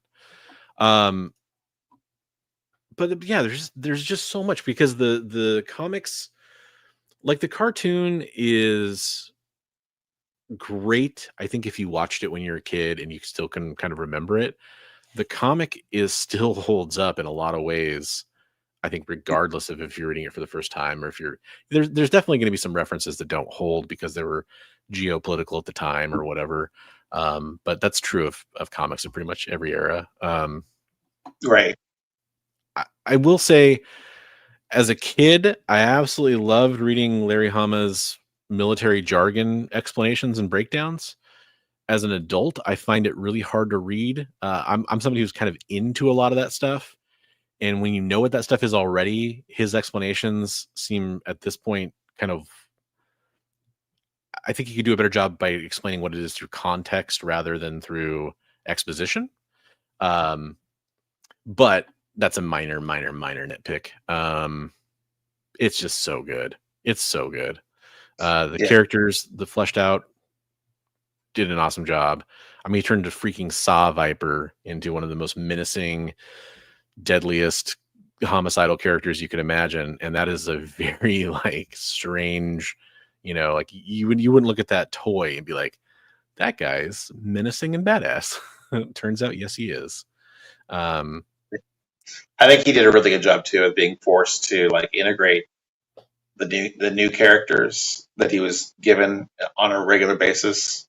Yeah, I mean, think about how hard that's got to be for a writer, to constantly have them coming along and being like, well, here's the 10 new characters we need. And he did it because the way he did it, I don't know how intentional it was, or if it was like, well, I'm doing this anyway and I can kind of work this in. I'd love to ask him about this. He very politely declined an interview request when I met him. But I would have loved to have asked him about this. Like, there's issues where there'll be like 6 or 7 new characters, and it's usually like, it feels like the mission was suited to them, which is interesting because it's not like it'd be 6 or 7 new aquatic fighters. They wouldn't be Navy SEALs or something like that need to go do this Navy SEAL mission, but he'd make it work. Yeah. And it was just like how they would play along with each other. It's very, very interesting. How well he was able to make that work, because like you're talking about, like we mentioned with Transformers earlier, these are long running successful toy lines where they would just dump a bunch of new characters, and obviously they want that stuff integrated. And I feel like he had almost like an editorial type control where he could kind of be like, all right, well, I'm not going to make a huge deal out of this character. I'm not going to make somebody that I know Comic Tropes and I used to watch a ton of, was Hooded Cobra Commander 788, who did these awesome vintage G.I. Joe toy reviews for the Real American Hero line. And he'd always do like media appearances at the end of a review. And there's stuff you'd watch and you'd be like, oh, interesting. I kind of am trying to figure out how many issues of the comic book they were in, and because in my head, I don't remember them very well. And he'd point out like, this character barely appeared in the comic books.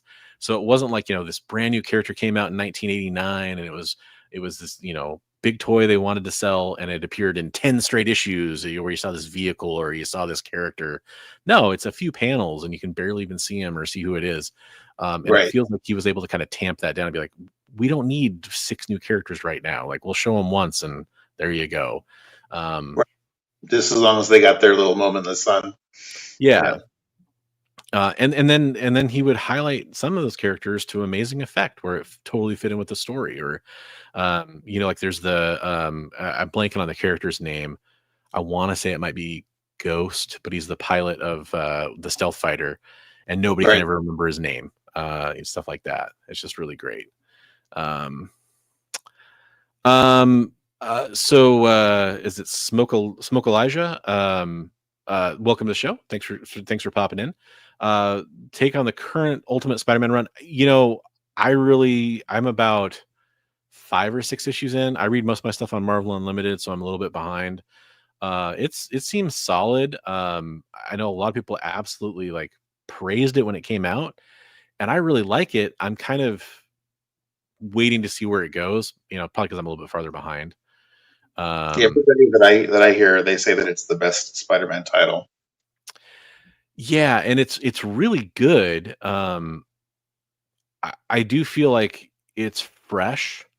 But I guess maybe it's there's like an action pacing thing where I want to see a little bit more action in it, even though there's been fights and stuff. I don't know. It's kind of one of those things that's the tone, not the tone, the pacing feels a little off to me, and I can't quite put my finger on it. But I like it. The writing's good, except for that. So, and the art's great. The take I've heard is that it's, Marvel always kind of freezes certain characters in time in a certain place. This is Peter Parker as though he's moved on. He's able to marry Mary Jane. He's able to have a kid and everything else. Yeah, I really do like how the universe itself is being built out is really fun. And I'm curious to see. That's part of what it is. I'm curious to see where they're going with the whole maker puppet string kind of universe kind of thing, because I feel like if the payoff sucks, it's going to be kind of all for nothing in a way. And I almost want it to just be its own thing that just lives and breathes on its own and doesn't have some overarching, villain plot line or whatever. They didn't use Ghost Rider because there was another character obviously with that name, but then the way he wove that into the story with them not being able to remember his name was fantastic. Like he took a roadblock there's a G.I. Joe character. He took a roadblock and turned it into a win. Oh, was there a blind Thundercat? Oh, I don't. I unfortunately, I think I only remember like the main 4 or 5 characters in Thundercats. Okay, I can only remember 3 characters. I remember Lion-O.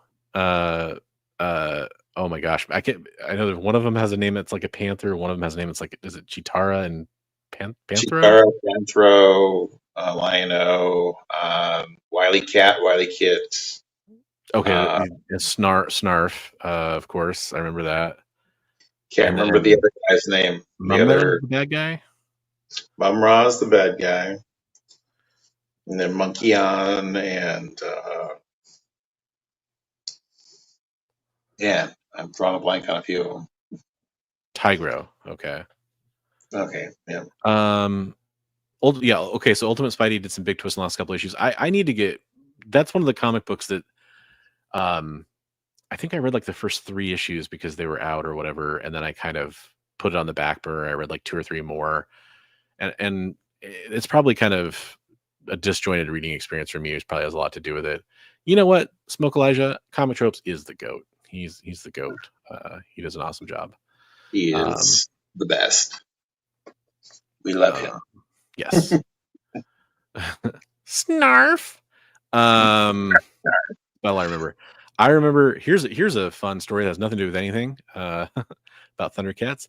You remember those, like in the late 80s and early 90s, they'd have like those licensed tents that weren't really good tents. They were like indoor play tents. They'd have like plastic frames. Yeah. Tents. Mm-hmm. So I had one of those, and I remember as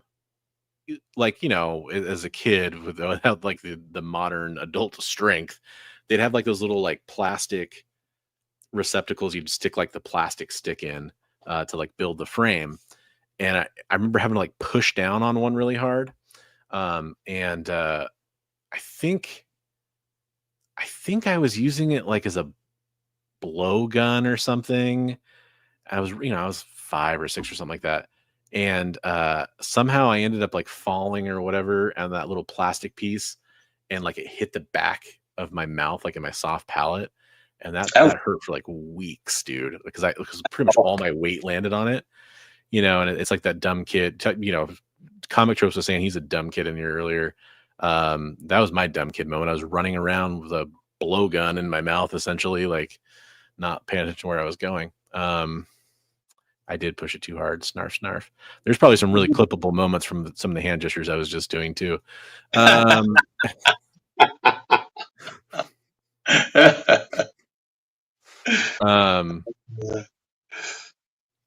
huge manga exhibition just opened at the Museum of Pop Culture in Seattle. That's cool. That's cool.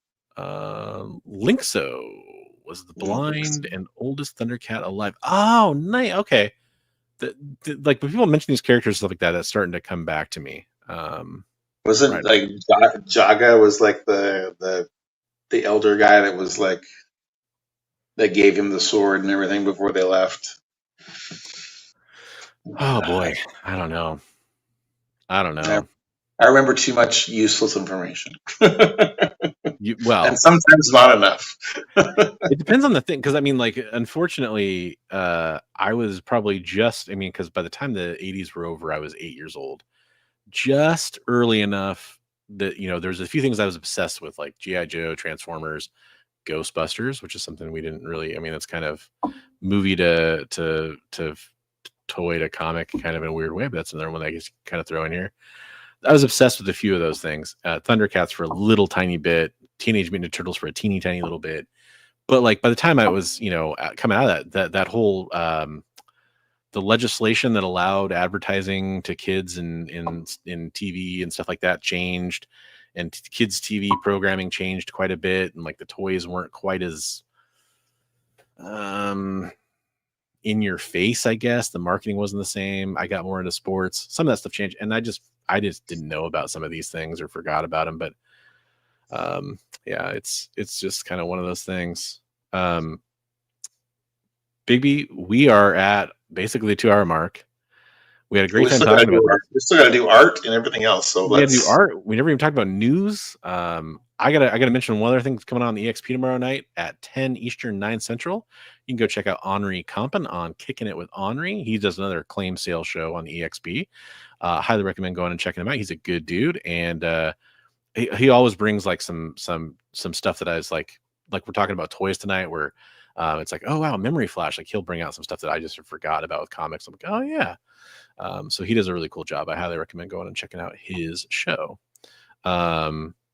Well, I mean, the thing about Thundercats is they were cats, and there was swords, and they were like in space for some reason. And there was a guy who had a laser pointer, and he moved it around in the sky, and the cats chased it. Having a little fun there. Yeah, he's got a lot of cheap books too. They're a very good point, James. Oh, I enjoyed Thundercats. I thought Thundercats was a great TV show. The comics just didn't have enough of the comics, is the deal back in the day. There was a lot of great lore they could have had.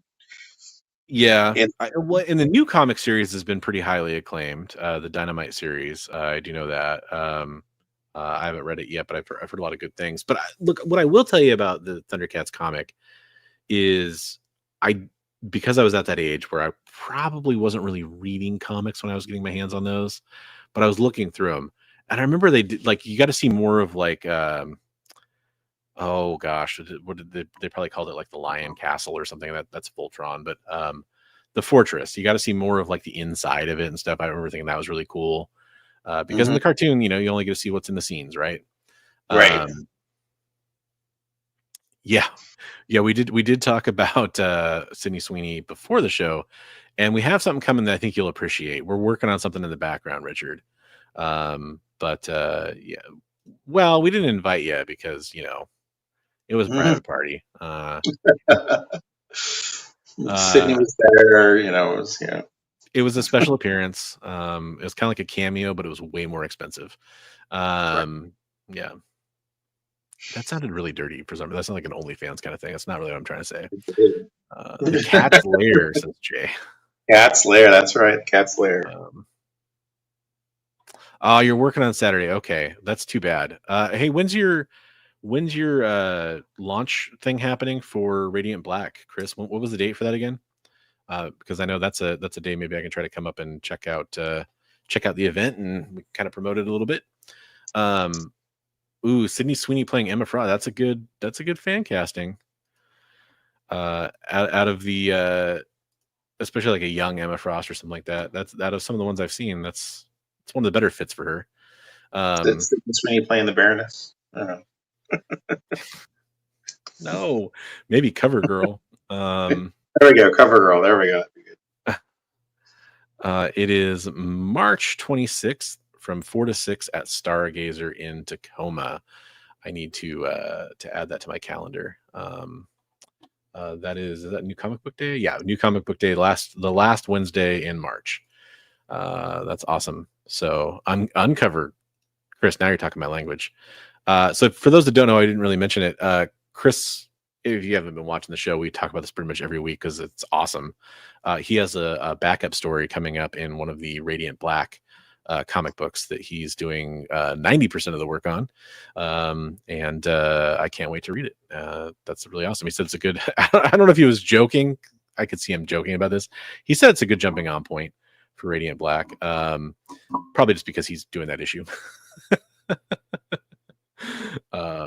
It's definitely a good jumping on point if he's doing that issue. Yeah, exactly.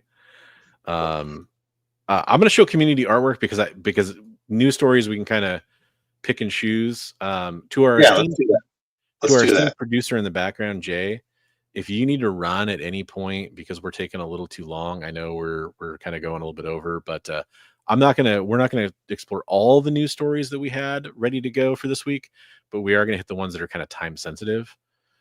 Just letting you know, we understand if we're keeping you late. Okay, so here's the artwork. We're gonna go through this because I definitely don't want to forget any of these fine folks and their hard work. First up, we have Actual Dracula, who was in the chat earlier. I think he probably had to bail or he wasn't around. But I just wanted to show this off real fast. This is a good one that he sent in. This is also part of Murder King, which is the book that a few people in the community are working on. I think Bleecker Street Comics was the guy that headed it up, right? Yeah, they're going to be doing a Kickstarter for it pretty soon. But nice. That's one of his pieces for that. So if you guys want to check out a cool new comic book coming out, go follow their account, which is murder_king69 on Instagram, which is probably the best name ever. It's a little too bad that Murder King 68 was taken, so they had to go to 69, but hey, whatever. So yeah, Dracula's got some great artwork. We've been featuring it most every week that we talk about community artwork. We've been talking about some of his artwork. He's the reigning champion of the community art competition we run. Just some great stuff there. So definitely go check that out. Speaking of G.I. Joe, this is super appropriate. Dan Kelly sent in this amazing Sergeant Rock on a G.I. Joe. I think that's the G.I. Joe Skybound, or yeah, I think it's the Skybound blank cover they did. Just awesome. That's really good. Dan Kelly's an awesome artist. That is really nice. Hey, none of that slander on here, Richard. If he says he's an actual Dracula, we're gonna respect that. No, good job, Dan. Love it. This is Elliot Wright, who we've shared some pieces from before, doing Batman. Very awesome. Kind of more of a little bit of the Arkham Knight kind of Batman style with the armor segmenting there. Maybe I'm kind of reading into that too much, but did a really good job there.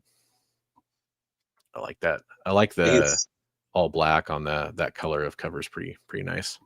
He's so confident with his heavy black on there. Yeah, that's a good point.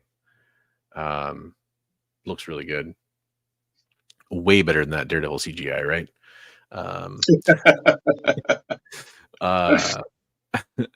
This comes from Headless Hammerhead, who shared some pieces with us recently.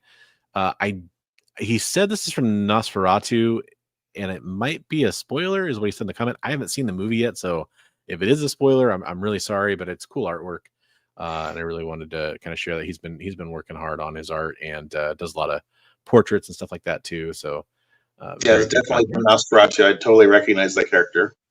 Oh yeah. Yep. Okay. Yeah, I've been meaning to watch that movie, just haven't got a chance to it yet. It's been too busy all the time. Hey, here we got artwork from Norin, who was in the chat earlier, probably still maybe still lurking around and doing some art or something like that, which I know he commonly does.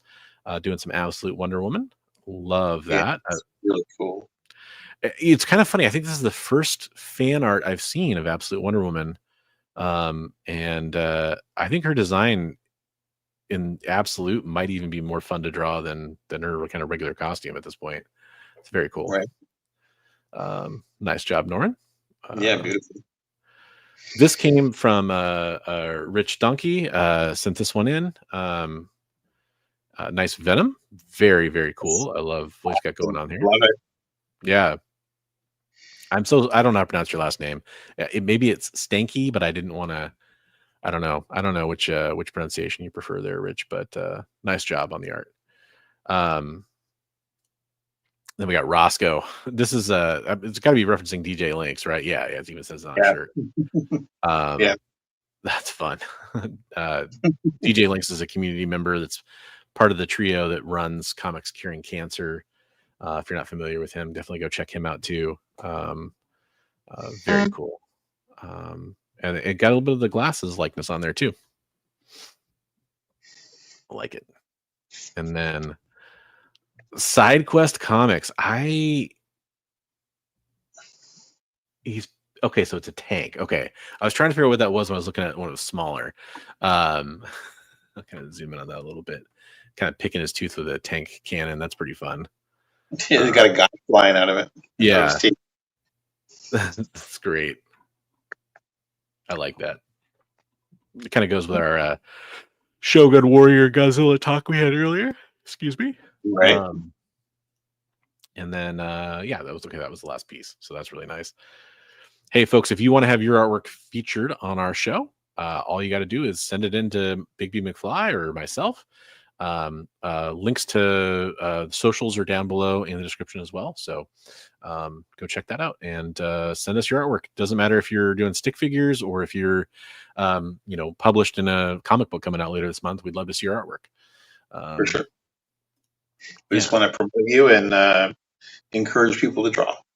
Yeah. And eventually we'll send out prizes to the people who won the competition, because there is a competition. You're automatically entered. All you got to do is send in your artwork and we do a competition at the end of the year. And yeah, it'll be great. Next week, how about you guys shoot pizzas at one another? Very difficult to do. I can't throw a pizza more than a mile or two. It's probably where I get out. Yeah. With the wind, maybe 2.5 miles. Maybe. I can see that. If you get it if it wasn't sliced like a Frisbee, Yeah. That's really what's going to slow me down. Oh, I'm such a jerk. Close my million open windows I have from earlier here so I can show some of the news. Cowabunga. Oh yeah, so many from the pizza shooter. That's great. So I'm going to talk about kind of the main pieces of news. I have the liberty of being fully in charge here, so I'll just kind of make my choices on this. I think this is pretty big, so let's talk about this one first. Let me share this tab so I can just show you guys all these cool stories. We got a director attached to the Berserker movie, which is probably a pretty good one for this type of movie. It's Justin Lin, who's done Fast and the Furious, lots of crazy good stuff. One or both of the Aquaman movies, I think. Let's see if I give his catalog here, which I feel like I should have remembered, but maybe I don't. Okay, well, yeah, guess I'm either not seeing it or it doesn't. But yeah, he's done a lot of stuff. He's a good action director. It's also got a scriptwriter from the Batman 2 on the script. If you're not familiar with Berserker, Keanu Reeves teamed up with Ron Garney. I'm forgetting somebody else who's attached to that book now at this moment, but yeah, it's a kind of a book that felt like when it came out, it was designed to be adapted, kind of. Right. Matt Kint, okay, is the writer there. It looks like in the article, whose name I guess escaped me. Sorry about that. But yeah, Boom. I think is this their first? If this comes out first, I think it'll be their first adaptation that they've had come out, which is kind of funny because I feel like the joke about every Boom book is that it's designed to be adapted, and yet none of them have that I can think of. Yeah, I think this might be the first one. So, I mean, like, I think a lot of people thought Something Is Killing Children would probably be maybe one of the first adapted. But hey, it's really cool to see this moving forward. I feel like this was probably the ultimate vision. I will tell you that when I spoke to Ron Garney at Rose City Comic Con, he kind of alluded to this. So this was a while ago. I didn't feel comfortable saying anything because I didn't want to blow up his spot. It might be Kent. Okay. Yeah, I don't know. I actually have never heard it said out loud. He's not getting any younger. Good point. Although he's he's a little bit like a Paul Rudd light. He's a little bit ageless. I don't know. It's kind of cool to see it. Hopefully it's a good movie. I feel like it's been a while in the making. And then along with this, I feel like this is just kind of 1A and 1B for news. McFarlane Toys, which, you know, kind of the big news with McFarlane Toys is that they just lost the DC license coming up. You know, they'll be taken over again by Mattel. But McFarlane's still putting out toys. He's still announcing new lines, including this Berserker toy, which is pretty cool. That's a much better likeness than the John Wick figure I had from like NECA or whatever. Once I realized it was just a terrible figure, once I got it open, but I wanted a cool looking John Wick figure. But hey, this is even a better, you know, if you can take that head off, you can probably use it for some kit bashing.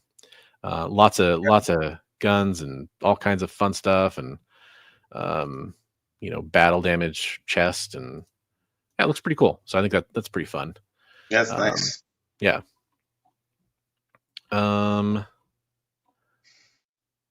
This, let's see, what do I want? Oh, I think this is cool.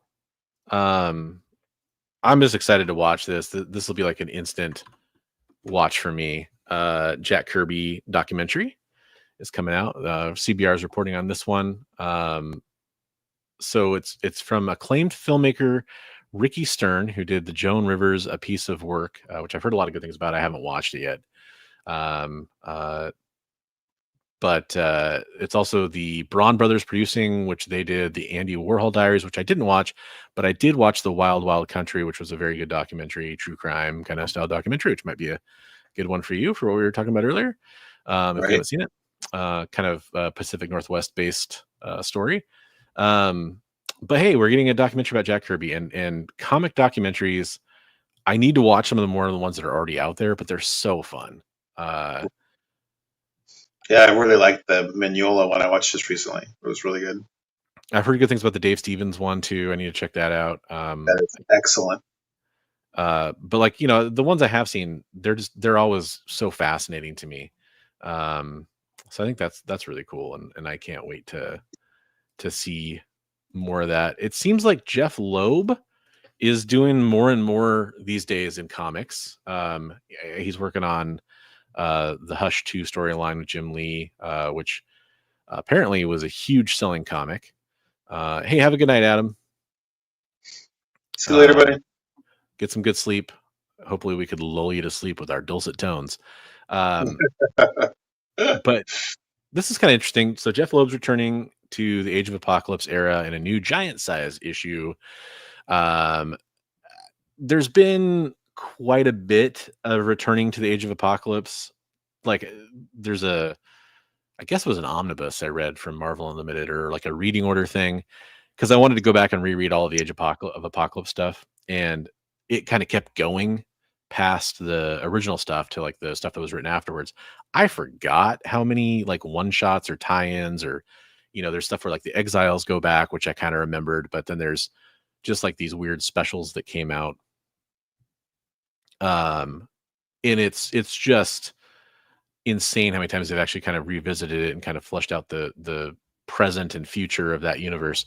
But hey, he's going back and revisiting this, which is pretty cool.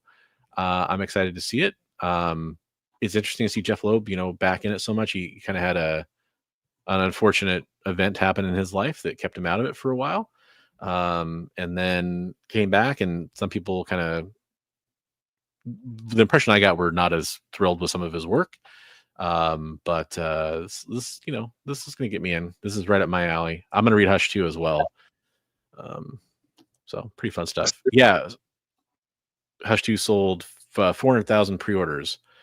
That's pretty neat. And I did have an article pulled for that too. It probably is about the same, but we can check that out on CBR real fast, just since we're talking about it. And I love to talk about this stuff too, because we talk about problems the comic industry faces and kind of pitfalls it has, and when things go well, I want to make sure we highlight that too, since we do want to try to highlight the positive stuff that's going on. Right. Yeah, like Tropes was saying, he's dead on there. He probably reported this on his show earlier. I probably missed that segment. But Batman 158, which is the new sequel story arc launch, has over 400,000 pre-orders, which, I mean, that's a ton. If you're not familiar, that's a ton. Right. That's way more than a normal issue. Yeah. I mean, I think a good issue of Batman was, last time I looked, I want to say it was like maybe 100,000 or so. I don't know if it's even that high anymore. Maybe it's dipped down. But that was a few years ago. I'm telling y'all and Dan Wickline would make a killing releasing a sleep aid soundtrack of just the three of you talking. You know what we should do? We should have a stream of the three of us talking, and then we should just keep it going and tell everybody to tune in, and then they just keep watching all night long, and we get all those glorious YouTube views. They fall asleep with their phone in their hand, right? There you go. YouTube's like, "Are you still watching?" Like, damn right, I'm still watching. Speaking of Sydney Sweeney and Emma Frost, and speaking of, I hope I'm not wrong about this, but I want to say David Nakayama has a cover coming out. Yeah, he does. For this, I thought he did, which I mentioned earlier because Comic Tropes had him on his show.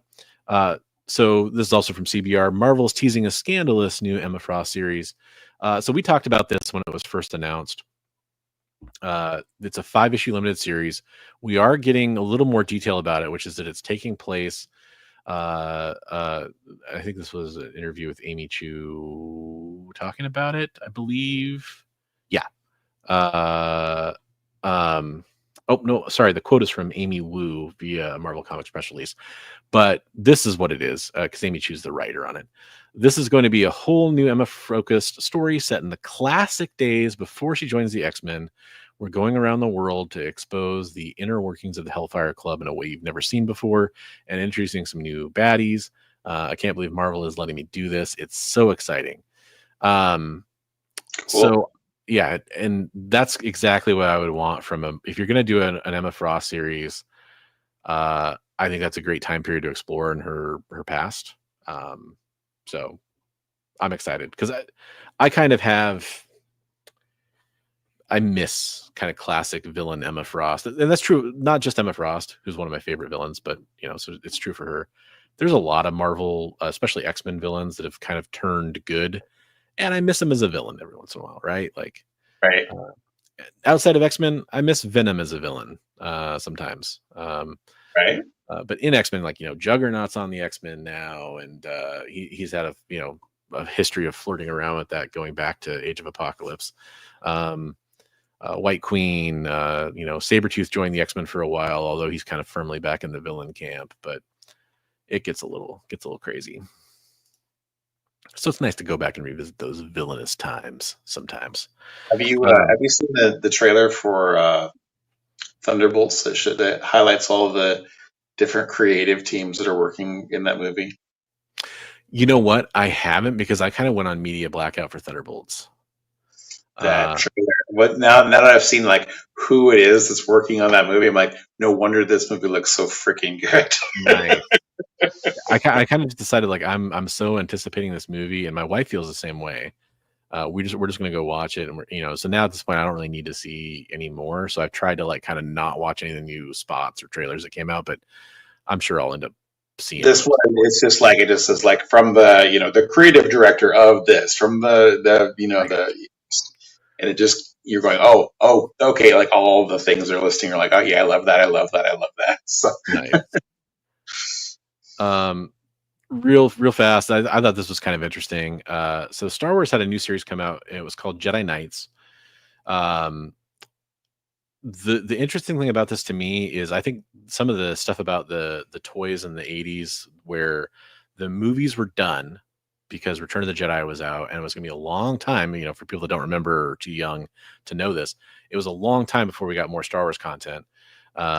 Even books, and there was sporadic books and comics, but really not until the early 90s did you really start to see a ton of that stuff. Right. So there was this character named Atha Prime, and he was never produced as a figure, but it was basically like a designed prototype kind of thing. It's got a kind of a history, but he appeared in this book that came out on New Comic Book Day. And I think that's just kind of cool. I think it's kind of neat when we see basically characters that we never thought we would see finally come out. I'm trying to see. Yeah. Oh, that's cool. They have a good shot of him there. Yeah, that's kind of a good shot of him there. Sort of. I know it's kind of small on the screen, but it's just kind of neat. I think it's really cool. Yeah, I mean, there's so many times where they've said canon, not canon, canon, not canon, and you're like, okay, am I ever going to see this character that I read about that I liked, right? Well, and especially with Star Wars too, like a lot of the designs you've seen in the newer stuff, and people would say, oh, that's a really cool design. So much of that stuff either came from concept art that was made back in the day, or it came from like Kenner's unused prototypes, or their toys they came out with that were obscure, that weren't really based on anything. Like there's a Lego set based on a sand speeder, which is basically a snow speeder, but kind of in a tan color. And that was a prototype toy. I don't think that one was released. But for people that are into this kind of deep cut stuff, that's pretty cool. So I think that's kind of the main new stuff. There's a couple other things that are kind of interesting. One of them's about a new Batman series coming out. I'll just kind of tease that. We'll probably talk about it next week. This takes place in the Batman 89 Burton universe, which they've done before. This is kind of a continuation of that. They're introducing the Riddler and stuff, which would be the Jim Carrey version of the Riddler. There was also this thing where we talked about Severance, which is a show that we've been watching, and we won't get into spoilers, but there was a thing where Ben Stiller asked former President Barack Obama to be a voice guest star on that show. He said no very nicely in an email, but it would have been kind of fun. There's some other stuff too, but I don't think any of it's like we must dive into this and go for an extra 7 hours and talk about all of it kind of thing. Got to leave some meat on the bone for next week. Exactly. But yeah, we went through the main beats. Richard wants to know views about Kathleen Kennedy and Simon Kinberg. I think I briefly talked about this last week or 2 weeks ago with the kind of rumor about her being not fired, but like her retiring from Lucasfilm. When it comes to Kathleen Kennedy, she's been responsible for some really nice stuff that came out of Star Wars. And I think what I said was she's been the captain of the ship during that time. She's also been the captain of the ship for some really terrible things that came out of Star Wars. Right. My personal opinions aside about where Star Wars is at, I think most fans have not been happy with the direction that Disney Star Wars stuff is heading. I think that's pretty fair to say. I know there's exceptions to that, of course. And I'm somebody I've had things I've loved. Like I loved Skeleton Crew. I absolutely loved Rogue One. Rogue One, it's really difficult for me to say where it falls, but at times I've liked it more than some of the original trilogy films. And I'm a diehard original trilogy kind of person. I think that movie was done so incredibly well.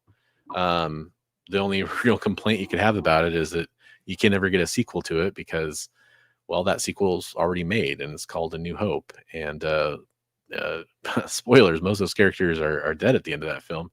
But then, hey, guess what we did get is a prequel to that, which is Andor, which was also amazing. Season 2 coming out. I think the last episode of Daredevil drops the first day that the new season of Andor season 2 drops, if that makes sense. So there's some great stuff.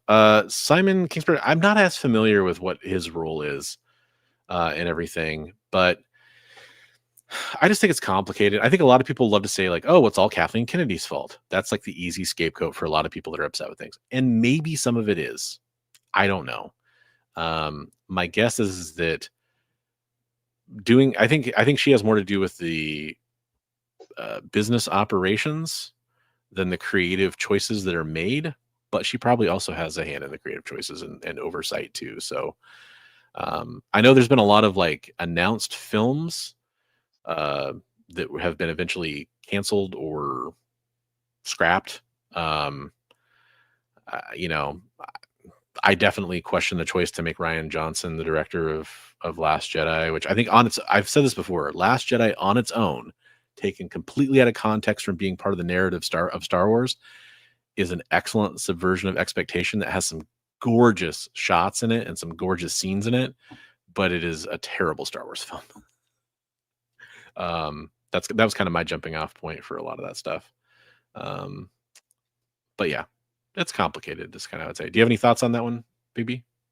I would say like that. I think that some people are sometimes victims of the time when they're working. So like you look at a lot of the stuff coming out from Disney during that time period, and I don't think like she had 100% of control over the way that the direction the company was trying to go, with a lot of the politics and stuff that were going on in the movies. Yeah. And so I think they're victims of the time that they're working for the company. And so they become the whipping boy for the fans. So that being said, I'm sure they're not completely blameless, but we'll never know. We weren't behind the closed doors. Yeah. I mean, only if the pitchforks have 3 tiny little lightsaber blades on the end of them, Richard, in which case, by all means. So you love Last Jedi. Interesting, Chris. Yeah, like I said, I think it's a wonderful film. I just don't think it's a wonderful Star Wars film. And it's one of those films this never happens to me. I actually had to go to the movie theater twice to figure out how I felt about it, because I walked out of the first viewing of it being just kind of in shock. And the second viewing, I think I finally decided I did not enjoy it as a Star Wars film. But the problem is there's some amazing stuff in that movie. I definitely could do a whole like podcast or something about that movie. I have complex and deep thoughts about it. As a lot of people do. Probably no one cares anymore in 2025. You deep dive of something that came out that many years ago, right? Yeah, actually, Norin, I have a large amount of respect, especially. So I'm a purist. I only watch the unaltered releases. So when it comes to that version of Return of the Jedi, I actually think that's a very, very underrated film. Empire is the popular choice that everybody picks as their favorite Star Wars film, and it's a really great film. Return of the Jedi is kind of underrated. People, they throw it under the bus with Ewoks, and they throw it under the bus with some of the other elements in that film. And there are some things that are kind of not as great about Return of the Jedi, but I think it's fantastic. really good film there. But yeah, Star Wars is complicated. It really is. And I think the only thing I'll say is when it comes to a company like Disney, kind of speaking to what Bigby's point was, when Disney acquired Star Wars and when Disney acquired Marvel, there were strong reactions from two camps. There was a lot of excitement and I try to always look in the positive side. I try to always be an optimist, but I always kind of prepare for the worst too. But when it comes to, they're going to have a huge budget. Okay, a lot of the rights issues, especially when Disney acquired the Fox stuff, you're like, okay, well, a lot of the rights issues are settled. The X-Men can come in, all this kind of stuff. That stuff got me excited. The stuff, the stuff that really, I was hesitant about is what everybody was saying at the time that was on the other side of the camp, which is like Disney's going to ruin Star Wars, Disney's going to ruin Marvel, and I didn't want to believe that at the time, but I do think that there is some truth to. At a certain level, and I'm not talking about the politics that everybody wants to get into when it comes to that company. I'm talking about they're beholden to their shareholders to a certain degree. They have to, in a lot of ways, play it safer. But the problem is if you play it safe with some of these properties, it's actually not always the smart choice. Sometimes you need to take chances. You need to be a pioneer. Right. That's kind of how I'd put it. Yeah. And Luke, that's the thing, is Luke is my favorite character in all of Star Wars. And Last Jedi did him dirty. And he is between Return of the Jedi and Mando season 2 finale. That is kind of his peak, for sure. So, all right. Whew, that was a long show. It was a long show, but it was a good show. It was a good show. I know you probably got work in the morning. I do too. Yeah. So, and I'm just going to sit with my fingers crossed because my phone keeps telling me that it's got 15%, and then it'll go up. And it goes up. We should probably let you get some sleep. We should probably let our viewers get some sleep. The ones that aren't asleep already, and they're currently listening to us, and we can tell them all kinds of things that are going to happen in their dreams, like. Make sure you like and subscribe to all 3 channels, including Bronze Age Nerd, Bigby McFly, and the EXP. Make sure you tune into Best Coast Comics every week at 8 p.m. Pacific. Yeah, those are important things to do. Even if you're sleeping and you just have us on in the background, make sure you do those things. Absolutely. Also, pineapple on pizza is fine. Stop making fun of people that like it. And then to all the viewers that would be attracted to this in a dream, I hope you have dreams of Sydney Sweeney tonight. If you don't want to have Sydney Sweeney dreams, I hope you have dreams of whoever you want to have dreams about. But on that note, we should probably get out of here. We have a fun topic next week, which we can announce already because we've already got it decided. We'll be talking about the kind of the history, the art, our reaction, our impressions, kind of all of it around Jim Lee. We have a couple series that we've kind of, believe it or not, already launched. And this is a new series we're launching where it's we're going to kind of rotate in these topics. This one, we're going to look at a creator and kind of look at like what we liked about their work, their career, how it evolved over time, our memories of their work. Not necessarily like a deep dive into their history, but we'll go into that a little bit too. Just kind of what we appreciate about some of our favorite creators that we have in common. And there's a lot of them that we have a list of. Jim Lee was the most obvious one on that list to tackle first because we both love Jim Lee. So, yeah, well, and tonight's show was part of a theme too that we have plans for too. So, yeah, absolutely. So hopefully you folks are enjoying these topics. Last thing I'll remind everybody to do is if you can, if you're watching on the replay, please go ahead and leave us a comment, with any of your thoughts, the toy lines we missed. There's so many, and I know we probably could have covered some of those a little bit better, and some of it's down to our shaky memories of what those things were. But if you have good memories about any of those comic books that were based on those toy lines, we'd love to hear about it in the comments. Or if you have any ideas for shows you want to see us tackle or topics you want to see us talk about, please let us know there as well. We'd love to hear about that. Well, we want to hear your favorite toys that inspired a comic line are. Absolutely. Absolutely. Any and all of the above, we'd love to hear about it. And if you have community artwork, make sure you reach out to us and share that so we can show it off on next week's show. All right. Well, everybody have a fantastic night. Get some good rest, and we'll catch you in the next one. Have a good night, everybody.